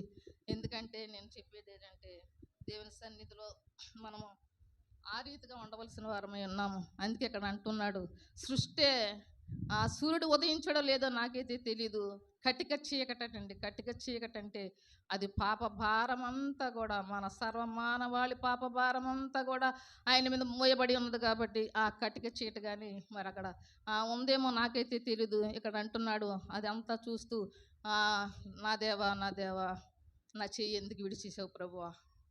ఈ మాట దావీదు మహారాజు కూడా 2000 సంవత్సరాల కిందటే కీర్తన గ్రంథంలో 22 ఒకసారి చూద్దామండి. కీర్తనలో 22:1 వచనం కానించి ఆ కీర్తన అంతా కూడా దేవుని కొరకే వ్రాయబడి ఉందండి. ఎందుకంటే ఒక్కసారి చూద్దాం. నా దేవా నా దేవా నన్నేల విడనాడిచావు ప్రభువా. అంటే దేవుడికి విడనాడడం ఇష్టమా అండి? కాదు కాదు. యేసయ్య ఆ బాధలో ఒక్కసారి తండ్రిని జ్ఞాపకం చేసుకుంటున్నాడు. నా దేవా, నా తండ్రి అనలేదు కానీ నా దేవా నా దేవా నా చెయ్యి ఎందుకు విడిచావు ప్రభు అని ఒక కేక వేస్తూ ఉన్నాడు. ఎందుకంటే ఆయన రక్త మాంసములతో ఈ భూమి మీద మన కొరకు మనిషి కుమారుడుగా రావడానికి ఇష్టపడ్డాడు కాబట్టి ఆ శరీర మాంసములతో ఉన్నటువంటి ఆయన ఒక చిన్న సూది గుచ్చుకుంటేనే మనం బాధ భరించలేము. కానీ ఆయన వీపు దున్నబడింది. ఆయన ప్రతీదీ కూడా, నేను సమయం చాలదు కాబట్టి ప్రతీదీ జరిగింది కాబట్టి దాంట్లో దావీదు మహారాజు అంటూ ఉన్నాడు, ప్రభువా నా దేవా నా దేవా నా చెయ్యి ఎందుకు విడిచేసావు ప్రభువా అని అన్నప్పుడు ఇక్కడ ఆ మాటలన్నీ కూడా ఆ అధ్యాయం అంతా రాయబడి ఉందండి. మరి యేసయ్య 3.5 సంవత్సరాలు కూడా సువార్త ప్రకటించినప్పుడు స్వస్థతలు, అద్భుతాలు, ఆశ్చర్యకార్యాలు చేస్తూ ఉన్నప్పుడు ఆ ప్రజలందరూ దేవుని ఎంతగానో స్తుతించారు. అదే ప్రజలు ఆ సిలువ మీద వేలాడుతున్నప్పుడు వ్యతిరేకమైపోయారండి. ఆ శిష్యులు కూడా దూరమై పారిపోయారండి. ఆ పేతురు ఏమన్నాడండి, దుడికి పేతురు గురించి చాలాసార్లు మనం ఈ 40 రోజుల్లో ధ్యానించాము. మరణం వరకు ప్రభువా, మరణం వరకు నీ దగ్గరే ఉంటానన్నాడు. ఏది ఏమైనా ప్రభువా బొంకేశాడు కదండి. స్నేహితులు అంటారు, బంధువులు అంటారు, నేను నీకున్నానురా, నీకెందుకురా, నా ప్రాణంతో ప్రాణం అంటారు. ఆ సమయం వచ్చినట్టుగా ఏ ప్రాణం స్నేహితుడు కూడా కనపడ్డు. కానీ దేవుడు ఇవన్నీ కూడా భరిస్తూ కూడా బాధపడలేదు. కానీ ఈ శ్రమలు అనుభవిస్తూ ఇవన్నీ జరుగుతున్నప్పటికీ కూడా ఆయన బాధపడలేదు. కానీ నా చేయి విడిచిన నా తండ్రి కొరకు ఆయన బాధపడుతూ ఉన్నాడు. ఎందుకంటే ఎందుకు దేవుడు చేయి విడిచేసాడండి? ఎందుకు విడవాలి? ఆయనలో ఏ పాపం ఉంది? కానీ విడవడానికట ఇష్టపడ్డాడట. ఒకసారి యెషయా గ్రంథం 53 అధ్యాయం చూద్దాం, చూడండి. యెషయా 53 అధ్యాయం 10వ వచనం చూద్దామండి. ఆ, అతడు నలగొట్టకు దేవుడికి ఇష్టమైందటండి. మరి తండ్రి అయిన దేవుడు కుమారుని నలగొట్టడానికి ఇష్టపడడానికి కారణం ఏంటండి? ఆయన నశించిపోవట ఎందుకంటే మనము నశించిపోవట ఎందుకంటే తండ్రి అయిన దేవుని కంటే మనం అంటే చాలా ఇష్టం అటండి. సర్వమానవాళి కంటే నశించిపోవడం ఆయనకి ఇష్టం లేదు కాబట్టి తన కుమారుని ఈ లోకంలోకి పంపించడం జరిగింది. నలగొట్టడానికి ఇష్టపడ్డాడు. అందుకే అంటాడు చూడండి, ఎందుకు మనం అంటే దేవునికి ఇష్టమో ఒకసారి చూద్దామండి. ఆయన మరి 2-3 వారాల కిందట దైవ సేవకులు ఈ మాట వివరించారు. 1 సమూయేలు గ్రంథం 12వ అధ్యాయము 22వ వచనం చూద్దామండి దేవుని సన్నిధిలో.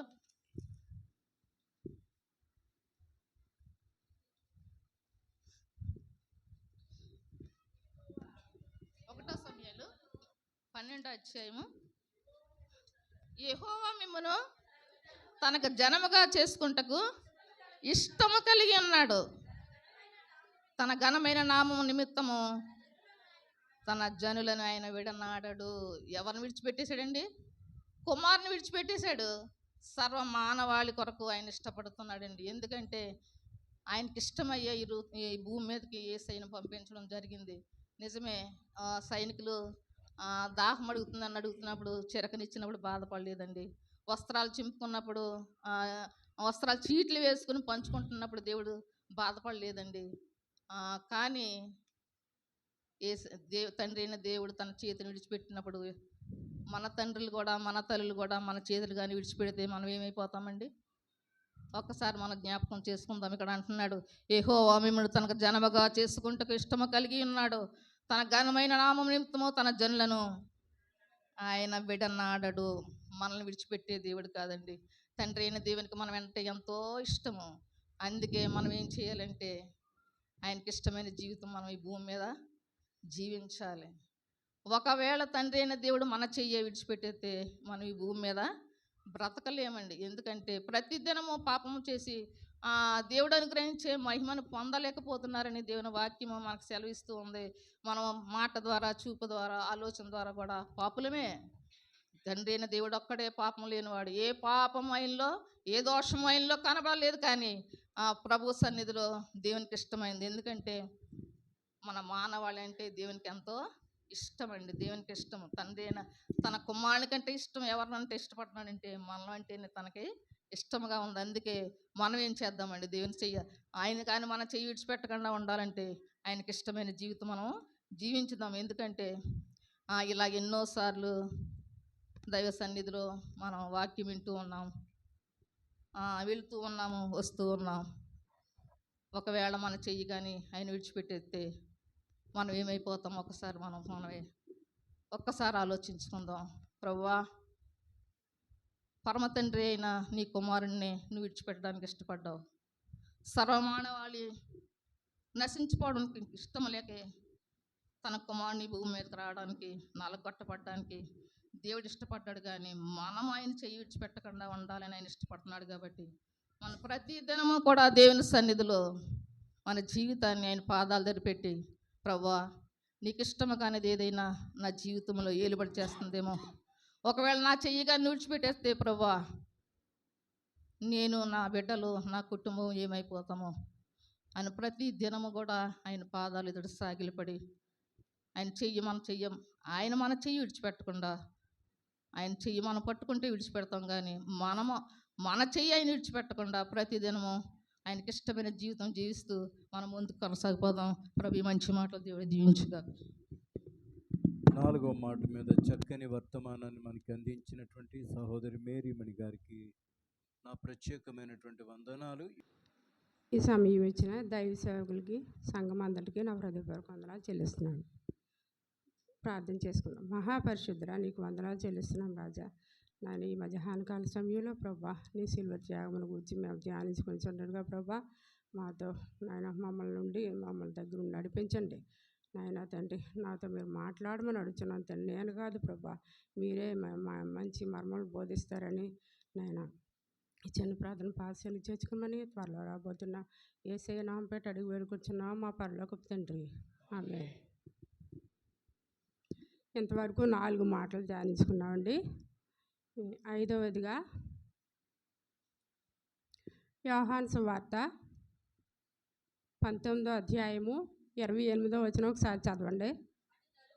అటు తరువాత సమస్తమును అప్పటికి సమాప్తమైనదని యేసు ఎరిగి లేఖనము నెరవేరినట్లు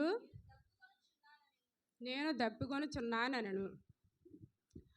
చూడండి, మనకి లేఖనము నెరవేరినట్లు ఆయన మన కొరకు దప్పికొనుచున్నాడటండి.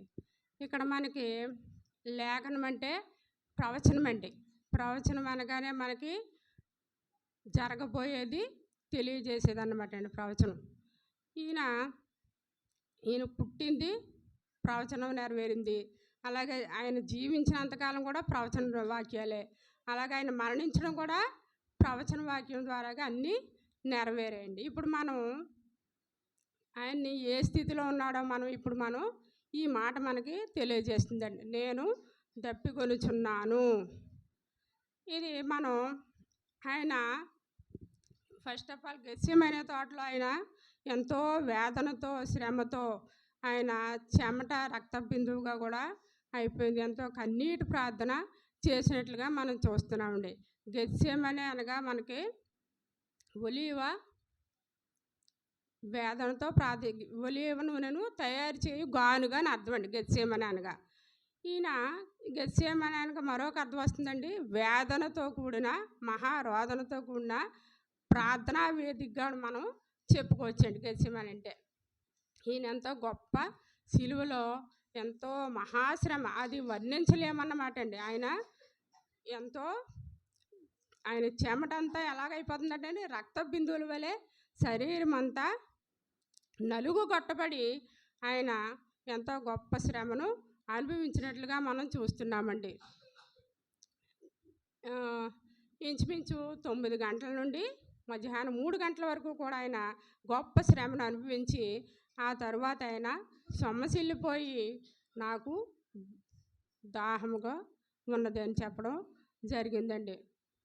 ఈయన అక్కడ ఉన్నవారిలో చాలామందికి ఈయన దేవుని కుమారుడు కదా అని కొంతమందికి మాత్రం తెలిసి ఉండొచ్చండి. అందరికీ మనోనేత్రాలు వాళ్ళని గుడ్డితనముగా అయిపోయాయి. ఆయన నిజంగా దేవుని కుమారుడు, దైవ కుమారుడు. ఆయనకి మనం ఈ బైబిల్ జీవ గ్రంథంలో చూసినట్లయితే ఎంతోమంది దాహం తీర్చిన దేవుడండి ఆయన. ఫస్ట్ ఆఫ్ ఆల్ హాగరు కుమారునికి ఆయన నీళ్ళ ఓటను రప్పించాడండి వెంటనే ఆవిడ ప్రార్థన చేయగా. అలాగే బండ నుండి నీళ్లను రప్పించిన దేవుడు. మోషే తన 2 చేతులు పైకెత్తినప్పుడు దేవుడు వెంటనే అక్కడ అద్భుతం చేసినట్టుగా బండ కొట్టగానే సమృద్ధి అని నీరు వచ్చిందని ఇలాగ ఎన్నో అద్భుతాలండి ఆయన. అంటే సమయం తక్కువగా ఉంది కాబట్టి నేను చెప్పేస్తున్నానండి. యోహాను సువార్త 4వ అధ్యాయం 14వ వచనం ఒకసారి చదవండి. నేను ఇచ్చి నీళ్ళు త్రాగువాడు అన్నాడు తప్పుకొనడండి. ఈ వాక్యం ఎవరితో అన్నారండి? యేసయ్య యాకోబు బావి దగ్గర సమరయ స్త్రీతో చెప్పినట్లుగా చూస్తున్నామండి. అలాగే యెషయా గ్రంథం 43లో 44:3 వచనంలో దప్పిగల వారి యొద్ద వారి మీద నీళ్లను కృమ్మరిస్తాను అని వాగ్దానం ఇచ్చిన దేవుడు. అలాగే కీర్తన గ్రంథం 78లో అరణ్యంలో బండను చీల్చి సముద్రం అంత సమృద్ధిగా వారికి నీరు త్రాగడానికి ఇచ్చిన దేవుడు అండి. అలాగే బండలో నుండి ఆయన నీటి కాలువలను రప్పించిన దేవుడు, నదుల వలె నీళ్లు ప్రవహింపచేసిన దేవుడు. ఈయనక దాహం. అలాగే ప్రకటన గ్రంథంలో చూసినట్లయితే దప్పికొనిన వానికి రానివ్వండి నా దగ్గరికి, నా ఎంత ఇష్టము కలిగిన వారికి నేను ఏమిస్తాను? జీవజలను ఇస్తాను అనేసి దేవుని వాక్యం ద్వారా మనం ఈ జీవ గ్రంథంలో ఇన్నిసార్లు ఆయన ప్రజల యొక్క దాహాన్ని తీర్చినట్లుగా మనం చూస్తున్నామండి. ఈయన దప్పికొలటకు గల కారణాలు ఏంటో మనం చూద్దామండి. కీర్తనల గ్రంథము 69:21 చదవండి.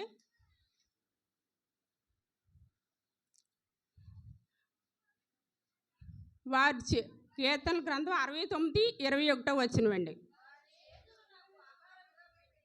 వారి చేదు నాకు ఆహారముగా పెట్టిరి, నాకు దప్పి అయినప్పుడు చిరకని త్రాగనిచ్చిరి. ఈ ప్రవచన వాక్యం సిలువలో నెరవేరిందండి. నిజంగానే చిరక అంటే ఒక చేదు ద్రాక్షారసమును ఆయనకి పాత్రలో కలిపి ఒక హిస్సోపు పొడకతో ఆయనకి స్పంజి అందులో ముంచి పాత్రలోని ఆ చిరకని ఆయనకి నోటికి అందిస్తే ఆయన తాగాడండి. ఆయన త్రాగలేదు. ఎందుకంటే శరీరధారి అయిన దేవుడు మానవుడైన మానవ రూపంలో శరీరధారి అయిన మనకి దేవుడుగా మనం చూస్తున్నాం. దైవ కుమారుడు కాబట్టి ఈ లోకంలో ఒక మనుషుడిగా జన్మించినప్పటికీ ఆయన శ్రమలన్నీ మామూలుగానే అనిపించాలి. కానీ ఈ చూడండి మత్తయి సువార్తలో కూడా ఉంటుంది, చేదు ద్రాక్షారసం ఆయనకి త్రాగనిచ్చిరి, కానీ ఆయన దాన్ని త్రాగలేదు అన్నట్టుగా మనం చూస్తున్నామండి. ఈ మద్యానికి సాదృశ్యంగా ఉందండి. అంటే ఆయన బాడీ పెయిన్స్ అన్నీ తగ్గిపోయి బాధ అనేది తెలియకుండా అక్కడ అధికారులు అలాగా ఇచ్చేవారటండి. ఆ కాలంలో శిక్షలు విధించేవారికి. కానీ ఈయన లోకరీత్యా ఆయన దేవుని కుమారుడు, అలాగే మానవుడు కూడా. అయినప్పటికీ ఆయన లేఖనము నెరవేర్చాలి కదండి. ఫస్ట్ ఆఫ్ ఆల్ ఆయన లేఖనం నెరవేర్చాలి. లేఖనం నెరవేరే రీతిగా ఆయన అక్కడ శ్రమలన్నీ అనుభవించి దప్పికొన్నట్లుగా మనం చూస్తున్నామండి. అలాగే కీర్తన 69:3లో నేను మొరపెట్టుడి చేత అలసి ఉన్నాను, నా గొంతుక ఎండిపోయాను.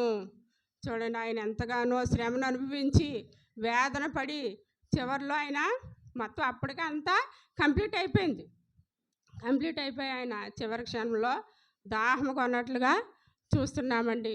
అలాగే కీర్తనలు 22:15లో నా బలం ఎండిపోయి చిల్ల పింకువలే నాయను, నా నాలుక నా దవడను అంటుకొని ఉన్నది.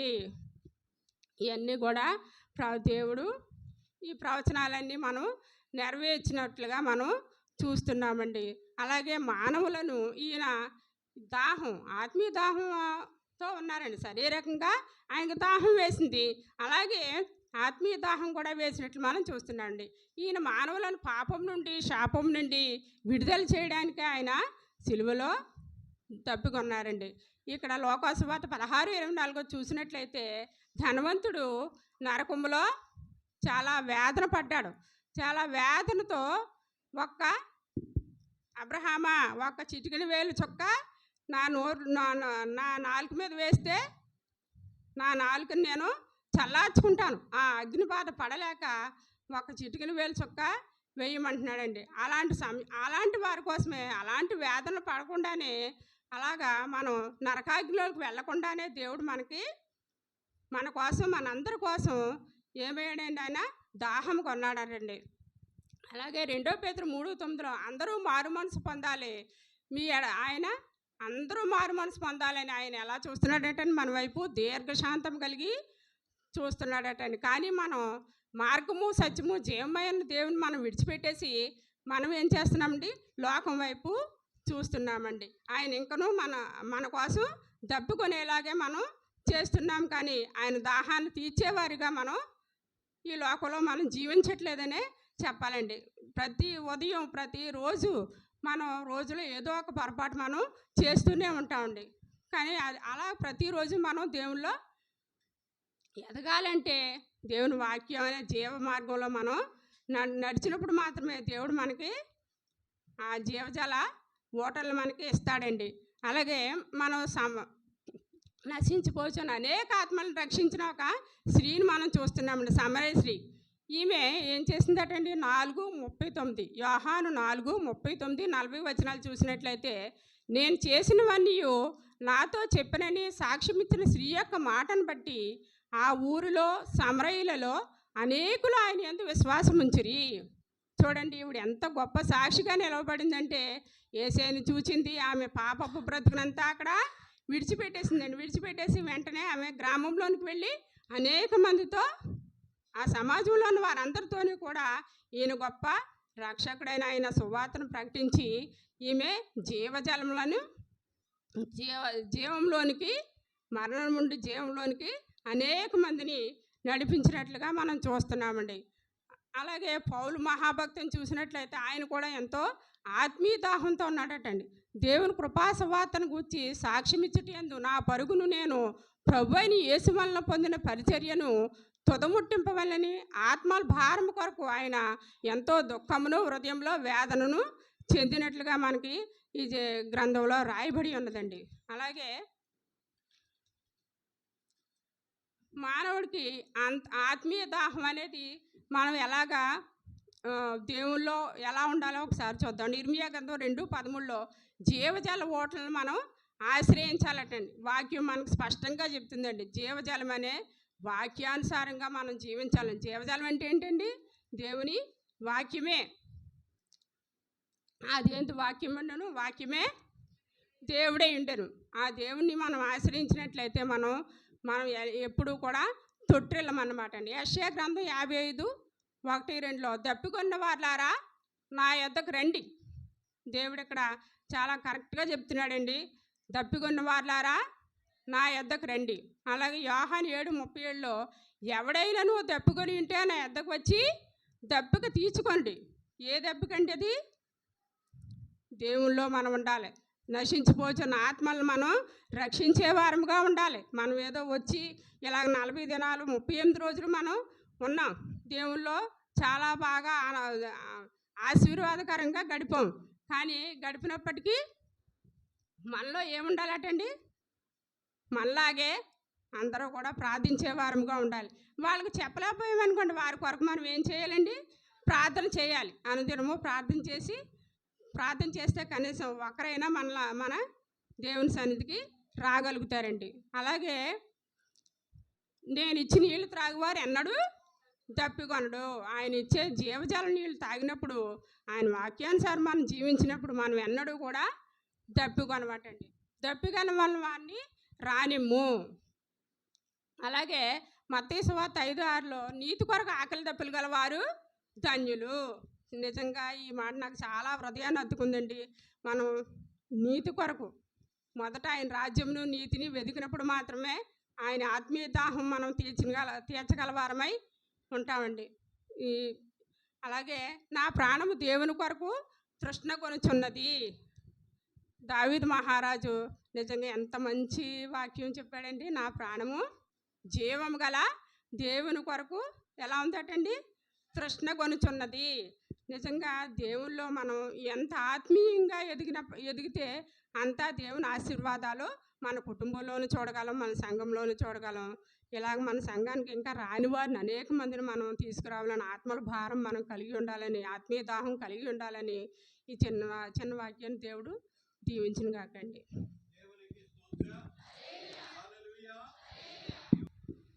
Praise the lord. హల్లెలూయా. అందరూ 2 చేతులు పైకెత్తి దేవుని నామాన్ని స్తుతిద్దాము. హల్లెలూయా, హల్లెలూయా. 6వ మాటగా మనం దేవుని వాక్యాన్ని ధ్యానిద్దాము.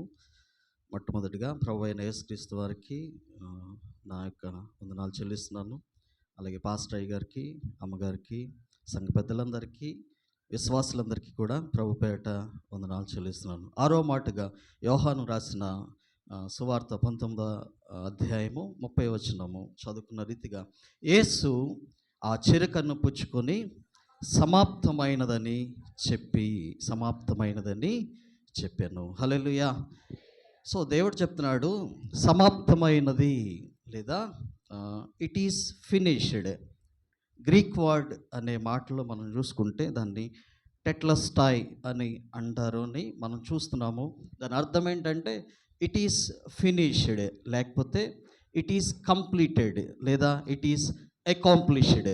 అంటే ఏదైతే దేవుడు ఏ ఉద్దేశంతో అయితే ఈ భూమి మీదకి వచ్చాడో ఆయన, ఆ ఉద్దేశాన్ని అంతటిని కూడా ఆయన ఏం చేశాడు? అచీవ్ చేశాడు, లేదా అకాంప్లిష్ చేశాడు, లేదా సమాప్తం చేశాడు, లేదా ముగించాడు అని అర్థం. హల్లెలూయా, హల్లెలూయా. యేసుక్రీస్తు ప్రభుల వారు పరలోకంలో విడిచిపెట్టకూడని భాగ్యం అని ఎంచుకోలేదు, కానీ ఆయన ఏం చేశారన్నమాట? రిక్తునిగా ఈ లోకానికైనా వచ్చినట్లుగా చూస్తున్నాం. హల్లెలూయా. హల్లెలూయా. 33.5 సంవత్సరాల క్రితం ఆయన దావీదు పట్టణంలో ఒక బెత్లెహేమ్ అనేటువంటి చిన్న గ్రామంలో ఆయన ప్రయాణాన్ని ప్రారంభించి ఇప్పుడు ఏం చేస్తున్నారు ఆయన? నా ప్రయాణాన్ని నేను, నా జీవితాన్ని నేను ముగిస్తున్నాను అని దేవుని వాక్యంలో మనం చూస్తున్నాం. నిజంగా ఆయన అనుకున్న రీతిగా ఆయన సమాప్తం చేశారా, ముగించారా, లేకపోతే అకాంప్లిష్ అయిందా అని మనం చూసుకుంటే నిజంగా the purpose of his ministry was finished. The purpose of his mission is finished. The purpose of his birth was completed or accomplished. నిజంగా ఆయన యొక్క పుట్టుక ఆయన ముగించినట్లుగా మనం చూస్తున్నాము. ఆయన యొక్క పరిచర్యను ఆయన సమాప్తం చేసినట్లుగా మనం చూస్తున్నాము. ఆయన యొక్క లేకపోతే మిషన్, ఆయన ఎందుకైతే ఈ లోకానికి వచ్చారో అది ముగించినట్లుగా మనం చూస్తున్నాం. కాబట్టి దేవుని వాక్యంలో ఉన్న రీతిగా ఇట్ ఈస్ ఫినిష్డ్. ఆయన ముగించారు. ఆయన ముగించారు. కాబట్టి ఒక 3 విధాలుగా మనం చూసుకుంటే బిజినెస్ లేదా వ్యాపారానికి సంబంధించినట్లుగా మనం చూసుకున్నప్పుడు ద డెట్ వాజ్ ఫుల్లీ పేడ్. అంటే రుణం అంతటిని ఏం చేయాలి? వ్యాపార ప్రకారం, బిజినెస్ ప్రకారం తీర్చబడాలి. అప్పు చేసిన తర్వాత అప్పును ఏం చేయాలి? తీర్చాలి. తీర్చకపోతే ముగించినట్ల, తీర్చకపోతే సమాప్తి చేసినట్ల. వాడు వదలడు. ఏం చేస్తాడు? రోజు మన ఇంటికి వచ్చి కడతావా, కట్టవా, ఇస్తావా, ఇవ్వా, లేకపోతే ఏం చేస్తాడు? వాడు మనల్ని తీసుకుపోతాడు. అపవాది కూడా అంతే, సాతాను కూడా అంతే. ఏం చేస్తాడు? సాతానుడు పాపం అనే దాస్యత్వంలో మనం బంధించబడినప్పుడు, ఆ యొక్క దాస్యత్వంలో మనం మునిగిపోతున్నప్పుడు అపవాది యొక్క కాడిలోనికి మనం వెళ్ళిపోయి ఉన్నాము. అయితే దేవుడు ఏం చేస్తున్నాడు అన్నది ఇక్కడ మనం చూద్దాం. వ్యాపారపరంగా ఆ డెట్ అన్నది ఫుల్లీ పేడ్ అనే ఒక అర్థం వస్తుంది. రెండవది న్యాయ సంబంధంగా మనం చూసినప్పుడు, జడ్జిమెంట్ ప్రకారం మనం చూసినప్పుడు సెంటెన్స్ ఫుల్లీ సర్వ్డ్. అంటే వాక్యము అన్నది ఏమైంది? ఖచ్చితంగా దాన్ని ముగించినట్లుగా, నెరవేర్చినట్లుగా మనం చూస్తున్నాము. మూడవదిగా మిలిటరీ, లేకపోతే ఆ యొక్క ఆర్మీ సంబంధించి కానీ, మిలిటరీ సంబంధించి కానీ ఈ వాక్యాన్ని కూడా వాడేవారు. ఏమని? Battle fully own.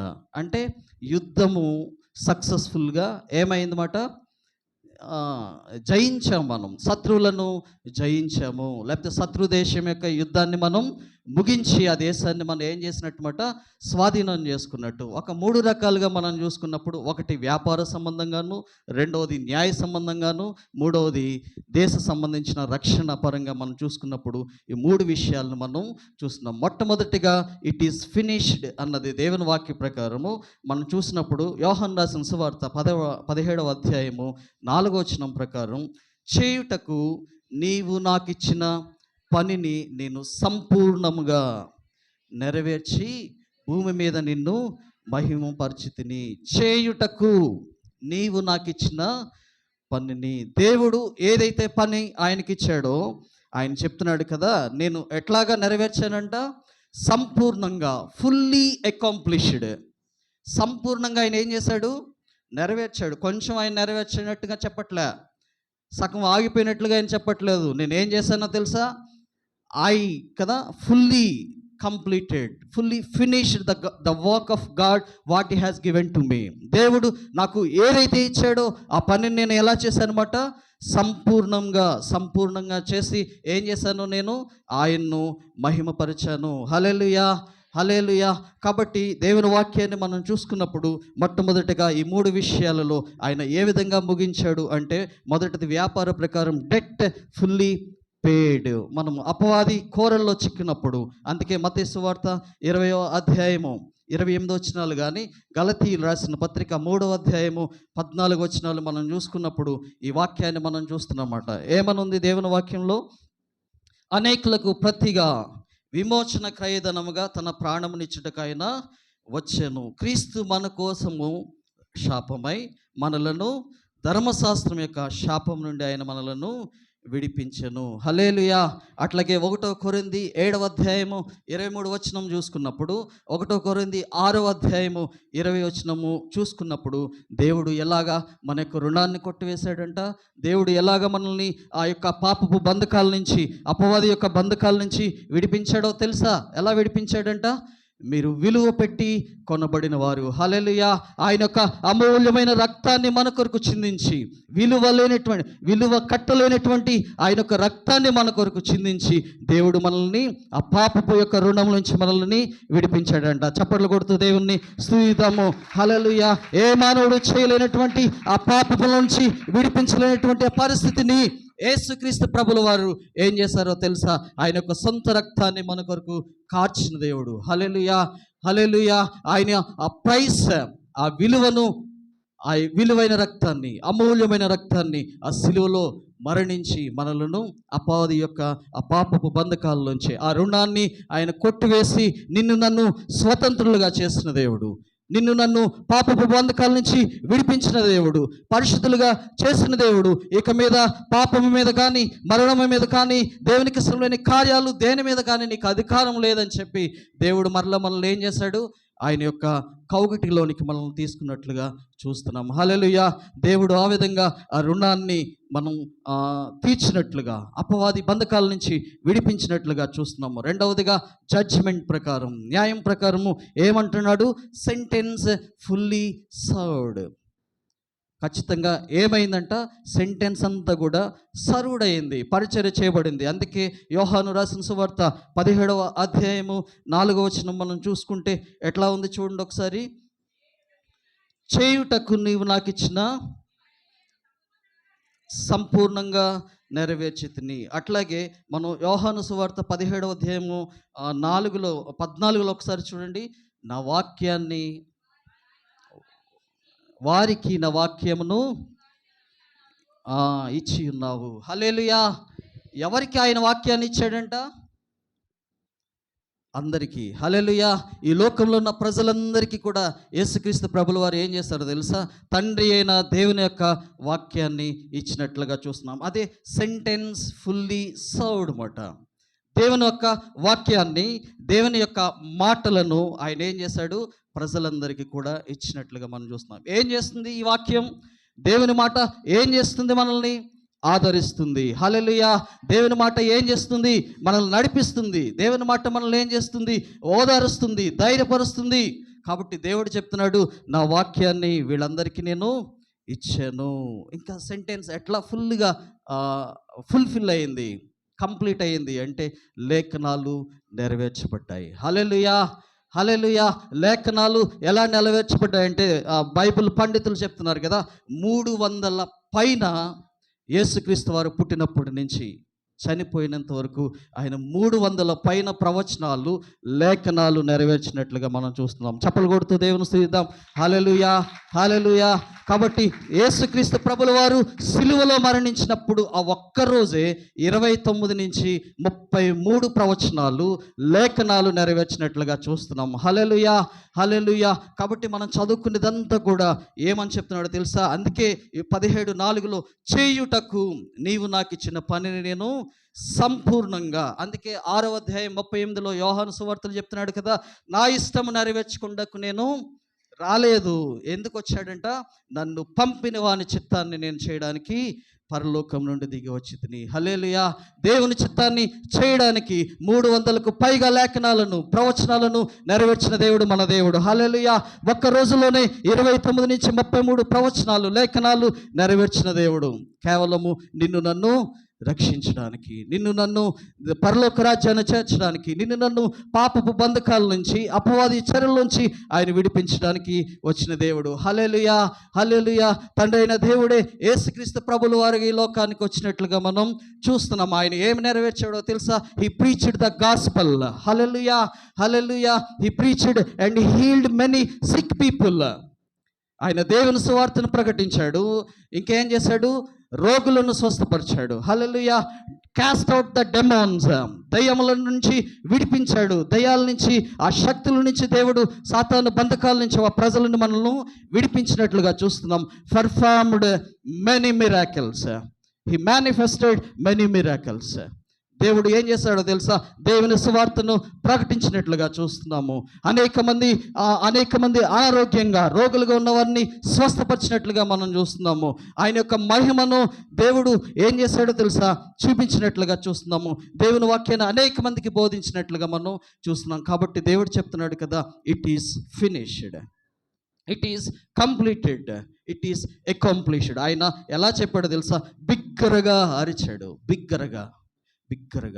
చాలామంది అనుకుంటారు ఇంకా తట్టుకోలేకపోతున్నాడు కాబట్టి ఆయన శరీరరీత్యా ఆయన అలా చెప్పాడేమో. కాదు. దేవుడు చెప్తున్నాడు, ఆయన ఏదైతే నెరవేర్చాలనుకుంటున్నాడు, ఏదైతే సంపూర్తి చేయాలనుకుంటున్నాడు, ఏదైతే సమాప్తం చేయాలనుకుంటున్నాడో ఖచ్చితంగా నా దేవుడు చెప్తున్నాడు కదా, నేను దాన్ని నెరవేర్చాను, నేను దాన్ని కంప్లీట్ చేశాను, నేను దాన్ని ఖచ్చితంగా ముగించాను అని చెప్తున్నాడు. హల్లెలూయా, హల్లెలూయా. మూడవదిగా మిలిటరీ పరంగా ద బ్యాటిల్ ఫుల్లీ ఓన్డ్.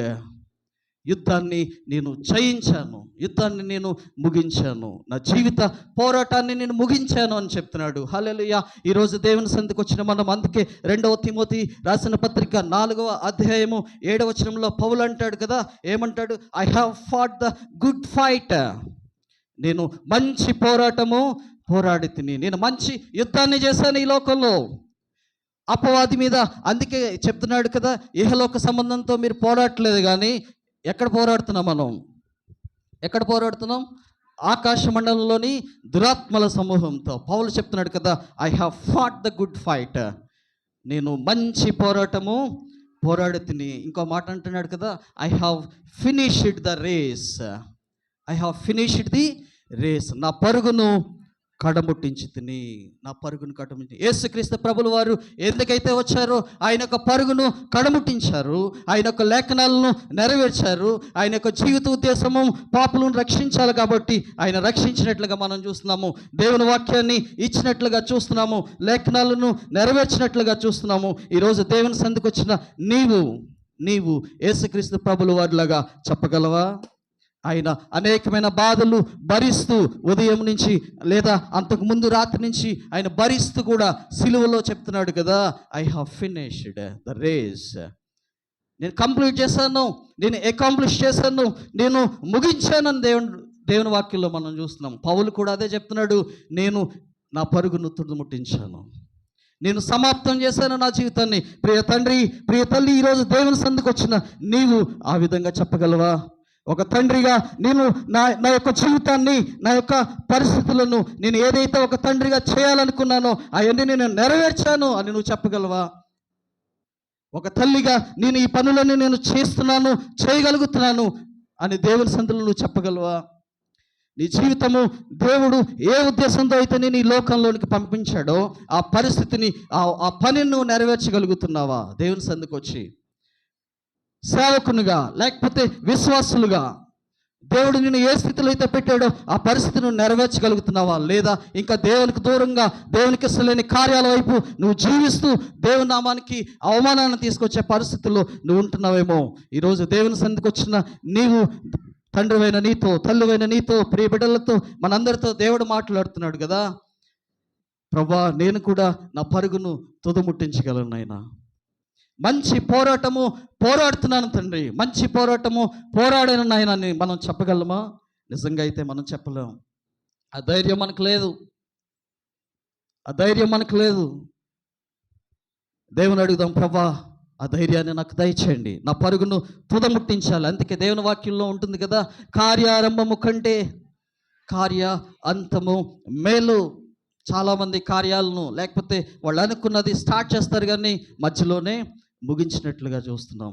కానీ నా తండ్రి అయిన దేవుడు యేసుక్రీస్తు ప్రభుల వారు ఆయన ఎంత కష్టమైనప్పటికీ, ఎంత శ్రమ అయినప్పటికీ ఒకసారి తండ్రితో అంటున్నాడు కదా, తండ్రి నీ చిత్తమైతే ఈ గిన్నె నా యొద్ద నుంచి తొలగించు అని అడిగినప్పటికీ కూడా ఆయన భరిస్తూ భరిస్తూ భరిస్తూ ఏ యొక్క ప్రవచనాలు నెరవేర్చాలని వచ్చాడో, పాపులమైనటువంటి మనకు రక్షణ ఇవ్వాలని వచ్చాడో ఆ యొక్క పనిని సంపూర్తిగా నెరవేర్చినట్లుగా మనం చూస్తున్నాం. పౌలు కూడా సంపూర్తిగా తన పరుగును కడముట్టించినట్లుగా చూస్తున్నాం. దేవుని సంధికి వచ్చిన నీవు ఏం చేస్తున్నారు? అందుకే దేవుడు చెప్తున్నాడు కదా, లూకా 19వ అధ్యాయం 41, 44 వచనాల్లో యేసుక్రీస్తు ప్రభుల వారు ఏం చేస్తున్నారో తెలుసా? యెరూషలేము యొక్క పట్టణాన్ని చూస్తూ ఏడుస్తూ ఉంటున్నారంట. ఎందుకు ఏడుస్తున్నారు? ప్రభువు నిన్ను దర్శించిన కాలం నువ్వు ఏం చేసావు? రెస్పాండ్ అవ్వలేదు. యేసయ్య నిన్ను దర్శించిన కాలంలో, యేసయ్య నీతో మాట్లాడుతున్న కాలంలో నువ్వు యెరూషలేమా నువ్వు రెస్పాండ్ అవ్వలేదు, నా మాటను నువ్వు అంగీకరించలేదు. జకర్యా గ్రంథం 9వ అధ్యాయం 9వ వచనంలో చెప్తున్నాడు, అంతకుముందు సియోను కుమారి ఉల్లసించు, యెరూషలేము పట్టణమా సంతోషించు అని చెప్పిన దేవుడే ఇప్పుడు చెప్తున్నాడు కదా. ఏమని చెప్తున్నాడు? యెరూషలేమును చూస్తూ బాధపడుతున్నాడు. బాధపడ్డవే కాదు, యేసు కన్నీళ్లు విడవడే కాదు, ఏడుస్తున్నాడంట. కంటిన్యూస్లీ హీస్ ఏం చేస్తున్నాడు? ఏడుస్తున్నాడు. Jesus wept for Jerusalem. ఎందుకు? యెరూషలేము పట్టణంలోని ప్రజలతో దేవుడు మాట్లాడుతూ 3.5 సంవత్సరాలు ప్రసంగిస్తూ మారమని చెప్పి, దేవుని నమ్మకమని చెప్పి, రక్షణ పొందమని చెప్పి ప్రకటించినప్పటికీ కూడా యెరూషలేము పట్టణము ఏమాత్రం మారలేదు. అందుకు యేసుక్రీస్తు ప్రభుల వారు చివరి రోజున, ఆ లక్షవారం ముందు రోజున ఆ పట్టణాన్ని చూస్తూ ఏడుస్తున్నారంట. నేను దర్శించిన కాలంలో నువ్వు రక్షణ పొందలేదు, నేను దర్శించిన కాలంలో నువ్వు మారు మనసు పొందలేదు. కాబట్టి నీ పరిస్థితి ఎలా ఉంటుందో దేవుడు తలచుకుంటూ కుమిలిపోతూ ఏడుస్తున్నాడు యెరూషలేం గురించి. తర్వాత యెరూషలేంకి ఏం జరిగిందో మనం చూసాం. ఆ యొక్క ఒక గోపురంలో లేకపోతే ఒక చర్చిలో అనేక మంది యూదులను పెట్టి ఆ గ్యాస్ ఆన్ చేసి అనేక మంది చంపినట్లుగా మనం చూస్తున్నాం. కాబట్టి యెరూషలేము గురించి దేవుడు ఏడుస్తున్నాడు. ఈరోజు నువ్వు దేవుని సన్నిధికి వస్తూ అనేక సంవత్సరాల నుంచి దేవుని వాక్యాన్ని వింటున్నా కూడా నువ్వు మారకపోతే, నువ్వు రక్షణ పొందకపోతే, నువ్వు బాప్తిసం తీసుకోకపోతే అది ఏమాత్రం కూడా వృధా పోదు. యెరూషలేమును గూర్చి ఏడ్చిన దేవుడే ఈరోజు నిన్ను చూసి కూడా ఏడుస్తున్నాడు. ఎన్నాళ్ళు నువ్వు రక్షణ పొందకుండా ఉంటావు? ఇందాక అమ్మగారు చెప్తున్నారు కదా, దేవుని సన్నిధికి వచ్చి మనం ఏం చేయాలి? బాప్తిసం పొందాలి. అయ్యగారు కొంచెం చిన్న అలవాటు ఉందండి, అది అయిపోయిన తర్వాత ఏం చేస్తాను? దేవుడిని నమ్ముకుంటాను. తాగుడు ఉంది అయ్యగారు కదా, తాగడం మానేసిన తర్వాత ఏం చేస్తాను? దేవుని సన్నిధికి వచ్చేస్తాను. లేకపోతే ఇంకోటి చిన్నది ఉంది, అది అయిపోయిన తర్వాత దేవుని సన్నిధికి వచ్చేస్తాను. నీకు నువ్వు అనుకున్న దాంట్లోంచి రాలేవు. ఇది ఎలా ఉందంటే మనం చీకటి గదిలో కూర్చొని ఒక విసనకర పట్టుకుని చీకటిని ఇలాగ విసురుతూ ఉంటే ఎంతసేపు వెళ్తుంది చీకటి బయటికి? చీకటి గదిలో కూర్చుని ఒక విసనకర పట్టుకుని మీరు చీకటిని ఇలా పొమ్మని లేకపోతే విసురుతున్నారనుకోండి, బయటికి వెళ్తుందా? వెళ్ళదు. ఎన్ని సంవత్సరాలైనా అక్కడ ఉంటుంది. నువ్వు దీపాన్ని వెలిగించడం ప్రారంభిస్తే ఆటోమేటిక్గా ఏమవుతుంది? నువ్వు ఉండమన్న చీకటి ఉండదు. హల్లెలూయా, చప్పలు కొడుతూ దేవుని మహిమ పడతావు. నువ్వు ఉండమన్న చీకటి ఉండదు. నువ్వు పాపము, నీకు ఇష్టమైన పాపం నీ దగ్గర ఉండదు. అపవాది నీ దగ్గర ఉండడు. అపవాది క్రియలు నీ దగ్గర ఉండవు. ఎందుకో తెలుసా? దేవుని యొక్క వాక్యాన్ని నువ్వు వెలిగించావు. బాప్తిసాన్ని పొందడం మొదలుపెట్టినప్పుడు దేవుడే నీ పక్షాన్ని కార్యం చేయడం మొదలు పెడతాడు. ఆయన నిన్ను నడిపిస్తాడు. ఆ వాక్యం నిన్ను నడిపిస్తుంది. ఆ వాక్యం నిన్ను ఆదరిస్తుంది, బయలుపరుస్తుంది. అపవాది బంధకాల నుంచి దేవుడు నిన్ను విడిపిస్తాడు. అంతేగాని నాకు నేనుగా ఈ పని అయిపోయిన తర్వాత నేను చర్చికి వచ్చేస్తాను అయ్యగారు అంటే అది నీ వల్ల కానే కాదు. యెరూషలేము పట్టణం కూడా అట్లాగే అయిపోయింది. యేసుక్రీస్తు ప్రభుల వారు దర్శించిన కాలంలో యెరూషలేము మారలేదు. కాబట్టి దేవుని సందుకు వచ్చిన మనము అపోస్తుల కార్యాలు 24వ అధ్యాయం 22, 24 వచనాలు చూసుకుంటే ఇక్కడ ఫెలిక్స్, ద్రుసిల్లా అని ఇద్దరిని మనం చూస్తున్నాం. ఈ ద్రుసిల్లా ఎవరో తెలుసా? 3వ భర్త అంట. ఎవరికి? ఫెలిక్స్. ఎంతో దుర్మార్గంగా, ఎంతో వ్యభిచారపు ఆలోచనల చేత, దుర్మార్గపు తలంపులు ఆలోచనల చేత ఈ ద్రుసిల్లా మనం ఉన్నట్టుగా చూస్తున్నాం. ఈ ఫెలిక్స్ కూడా చాలా దారుణమైనవాడు. అయినా వీళ్ళిద్దరూ ఏం చేస్తున్నారు తెలుసా? పౌలును ఏం చేస్తున్నారు? దేవుని సేవకుని పిలిపించుకుని దేవుని వాక్యాన్ని వింటూ ఉంటున్నారంట.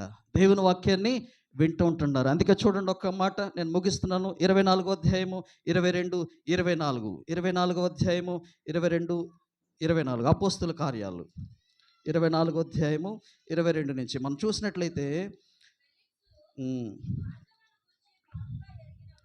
బాగుగా ఎరిగిన వాడే. ఏం తెలుసంట? ఫెలిక్స్ గారికి దేవునికి సంబంధించిన సువార్త బాగా తెలుసు, యేసయ్య వాక్యం బాగా తెలుసు, దేవుడు ఎందుకు వచ్చాడో బాగా తెలుసు, యేసుక్రీస్తు ప్రభుల వారు ఏం చేస్తారో బాగా తెలుసు, పరలోక రాజ్యానికి తీసుకెళ్లే ఒకే ఒక మార్గం అని తెలుసు. అయినప్పటికీ ఏం చేస్తాడో తెలుసా? నేను చదువుతున్నాను చూడండి. అప్పుడు అతడు నీతిని గూర్చియు ఆశా నిగ్రహమును గూర్చియు రాబోవు విమర్శను గూర్చియు ప్రసంగించుచుండగా ఫెలిక్స్ మిగుల భయపడి ఇప్పటికీ వెళ్ళుము, నాకు సమయమైన నిన్ను పిలువనంపింతును, నాకు సమయమైన తర్వాత నిన్ను పిలువనంపింతును. ఫెలిక్స్ దృశ్యంలో ఏం చేస్తున్నారు తెలుసా? పౌలు గారిని, దేవుని సేవకుని పిలిపించుకొని దేవుని వాక్యాన్ని వింటున్నప్పుడు పౌలు చెప్తున్నాడు నీతిని గూర్చి పాపాన్ని గూర్చి బోధిస్తుంటే ఏం చేశాడో తెలుసా? ఫెలిక్స్ ఇప్పటికి చాలు, సమయం అయినప్పుడు మరలా నిన్ను పిలిపిస్తాను. మరలా ఫెలిక్స్తో దేవుని యొక్క భక్తుడు పౌలు మళ్ళీ ఎప్పుడు వాక్యాన్ని అందించినట్లుగా మనం చూడట్లేదు. కాబట్టి సమయం ఉండగానే సద్వినియోగం చేసుకుని ఒక తండ్రిగా, తల్లిగా, విశ్వాసిగా నీ యొక్క పనిని నువ్వు ముగిస్తే దేవుడు చెప్పినట్లుగా ఇట్ ఈస్ ఫినిష్డ్, నేను సంపూర్తి చేశాను ప్రభువా, నేను కంప్లీట్ చేశాను తండ్రి అని నువ్వు కూడా నీ యొక్క జీవితంలో విశ్వాసపు పరుగును కడముట్టించుకుని పౌలులాగా నా పరుగు ముట్టించుకుని నా విశ్వాసాన్ని కాపాడుకుంటుంది. కాబట్టి ఇంకా బాప్తిసం పొందలేని బిడ్డలు, దేవునికి ఇష్టలేని కార్యాలతో ఇంకా దేవునికి దూరంగా ఉంటుంటే దేవుడు చెప్తున్నాడు కదా, బాప్తిసం పొంది దేవుని సంధికి వచ్చినప్పుడు దేవుడే మిమ్మల్ని ఆయన వాక్యం చేత నడిపించి ఆయన మన జీవితాల్లో గొప్ప కార్యాలు చేసి ఆయన మనల్ని ఎందుకు పంపించాడో ఆయన యొక్క చిత్తాన్ని నెరవేర్చడానికి దేవుడు మనకి సహాయం చేయనుగాక. దేవునికి స్తోత్రం. హల్లెలూయా. చక్కని వర్తమానాన్ని మనకు అందించినటువంటి ప్రియుల అబ్రహాం గారికి కూడా ప్రత్యేక వందనాలు పోతాం. కాబట్టి 7వ మాటను ఒకసారి చదువుకుందాం. దయచేసి చూడండి. లూకా సువార్త 23వ అధ్యాయము 46వ వచనాన్ని చదువుదాం. లూకా సువార్త 23వ అధ్యాయము 46వ వచనాన్ని మనం చదువుదాం. దయచేసి. తండ్రి నీ చేతికి నా ఆత్మను, ఆయన ఇలాగ చెప్పి ప్రాణం విడిచాను. ఈ పాట పాడిన తర్వాత స్వర్ణ టీచర్ గారు దేవుని యొక్క వర్తమానాన్ని క్లుప్తంగా మనకు అందిస్తారు. ఎందుకంటే కొంచెంసేపు ప్రార్థనలో కూడా మనం గడుపుతాం. ప్రభు నామముకు వందనాలండి. ఈ అవకాశం ఇచ్చిన పాస్టర్ గారికి, సంఘానికి నా వందనాలండి. మీ అందరికీ గుడ్ ఫ్రైడే శుభాకాంక్షలండి. 7వ మాటగా లూకా సువార్త 23:44 నుంచి 49 వచనాలు ఇలా ఉన్నాయి కదండి. యేసు గొప్ప కేక వేసి ఆత్మను అప్పగించి ప్రాణమును విడిచాడనమాట అండి. ఇక్కడ తండ్రి అని పిలుస్తున్నాడండి యేసు ప్రభు గారు. మనం మొదటి మాటలో కూడా తండ్రి అనే పిలిచారండి. తండ్రి వీరు ఏం చేస్తున్నారు, వీరు ఎరుగక వీరిని క్షమించండి. అలాగే ఇప్పుడు 7వ మాటలో కూడా తండ్రి అని దేవుడిని చెప్తున్నాడు అనమాట అండి. పిలిచి ఏమంటున్నారు? నీ చేతికి నా ఆత్మను అప్పగిస్తున్నాడు. ఇంకా మనం ఇదే వాక్యాన్ని మత్తయి సువార్త 27వ అధ్యాయంలో కూడా మనం చూస్తున్నామండి. అక్కడ ఇంకా ఏమి రాయబడి ఉంటుందంటే ఈయన ప్రాణము విడిచిన తర్వాత జరిగిన సంఘటనలు కూడా రాయబడి ఉన్నాయండి. అక్కడ ఈయన ప్రాణం విడిచిన తర్వాత చాలా సంఘటనలు ఆ దేశంలో జరిగాయి అనమాట. నా ప్రజలందరూ కూడా దాన్ని చూశారు. మనం కూడా చూస్తామండి. అది ఒకసారి చూద్దాం. అక్కడ ఏం జరిగిందంటే యేసుప్రభు గారు చనిపోయిన వెంటనే, ఆత్మను అప్పగించిన వెంటనే ఏం జరిగిందటండి? దేవాలయపు తెర పైనుండి క్రిందికి చినిగింది. అలాగే రెండవదిగా అక్కడ ఏం జరిగిందంటే భూమి వణికిందటండి. అంటే భూకంపం, భూమి వణికింది. బండలు బద్దలాయనని ఉంటుంది. అలాగే సమాధులు తెరవబడిను. ఇంకా నిద్రించిన పరిశుద్ధులు చాలామంది శరీరాన్ని పొందుకుని లేచారటండి. అంటే అది మహిమ శరీరము. అంటే ఇది రాకడికి సూచన అండి.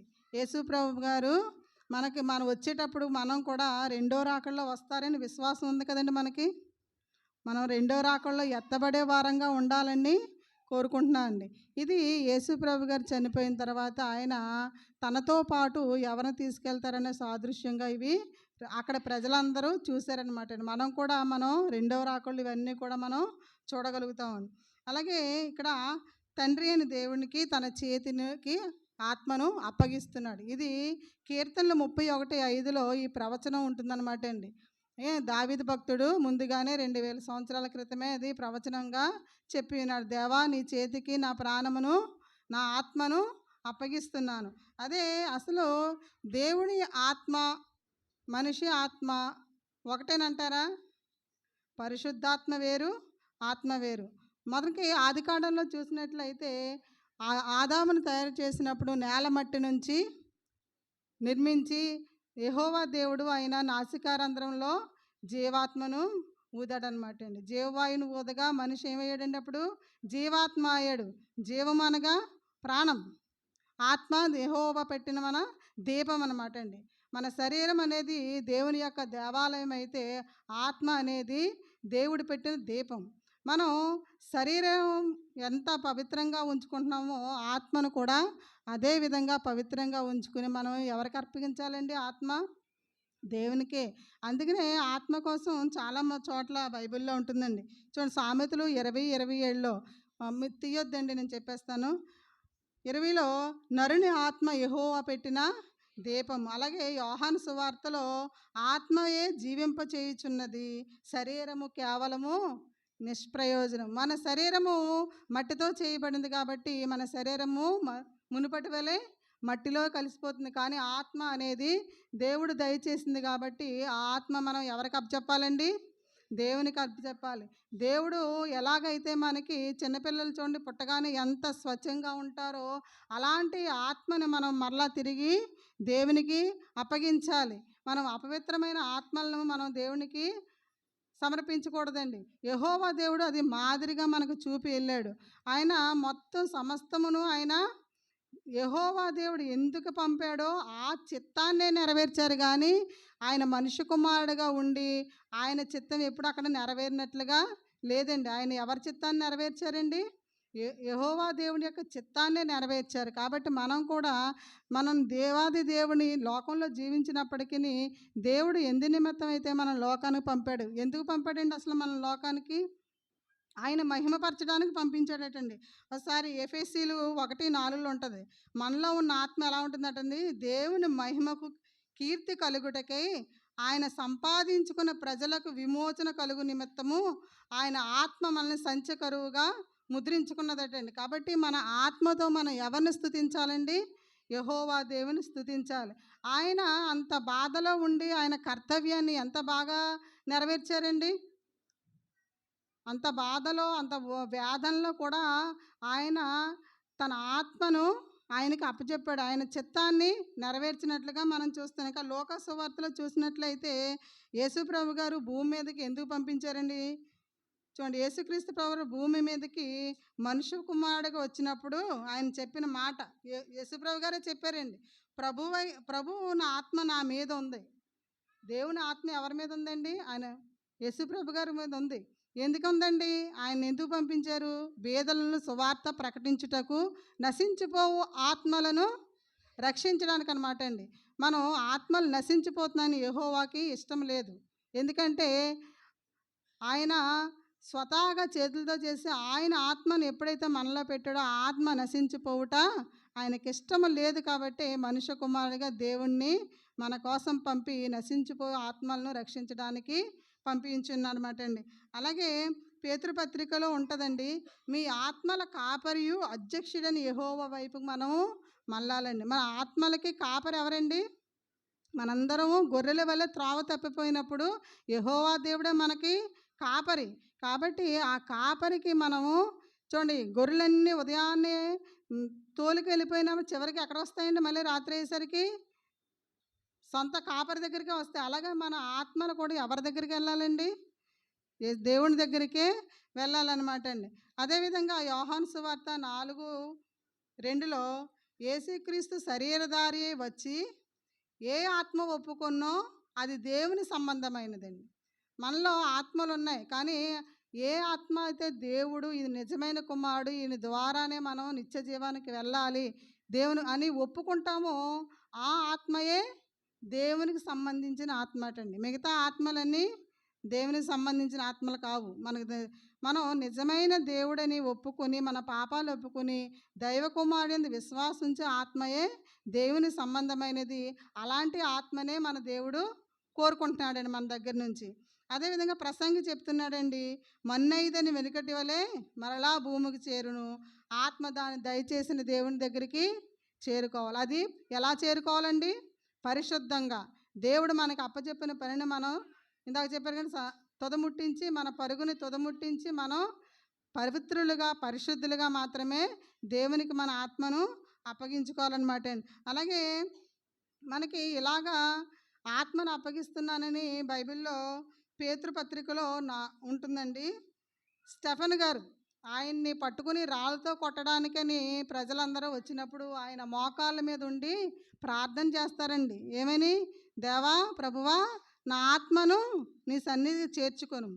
ఆయన కూడా సేమ్ ఇది మాట, దేవుడు పలికిన మాట మాట్లాడతారండి. వీరు ఏం చేయుచున్నారు, వీరు కనుక వీరిని క్షమించు, నా ఆత్మను నువ్వు తీసుకో. అదేవిధంగా మనం కూడా ఇక్కడ నాకు ఒక విషయం అర్థమైందండి ఈరోజు.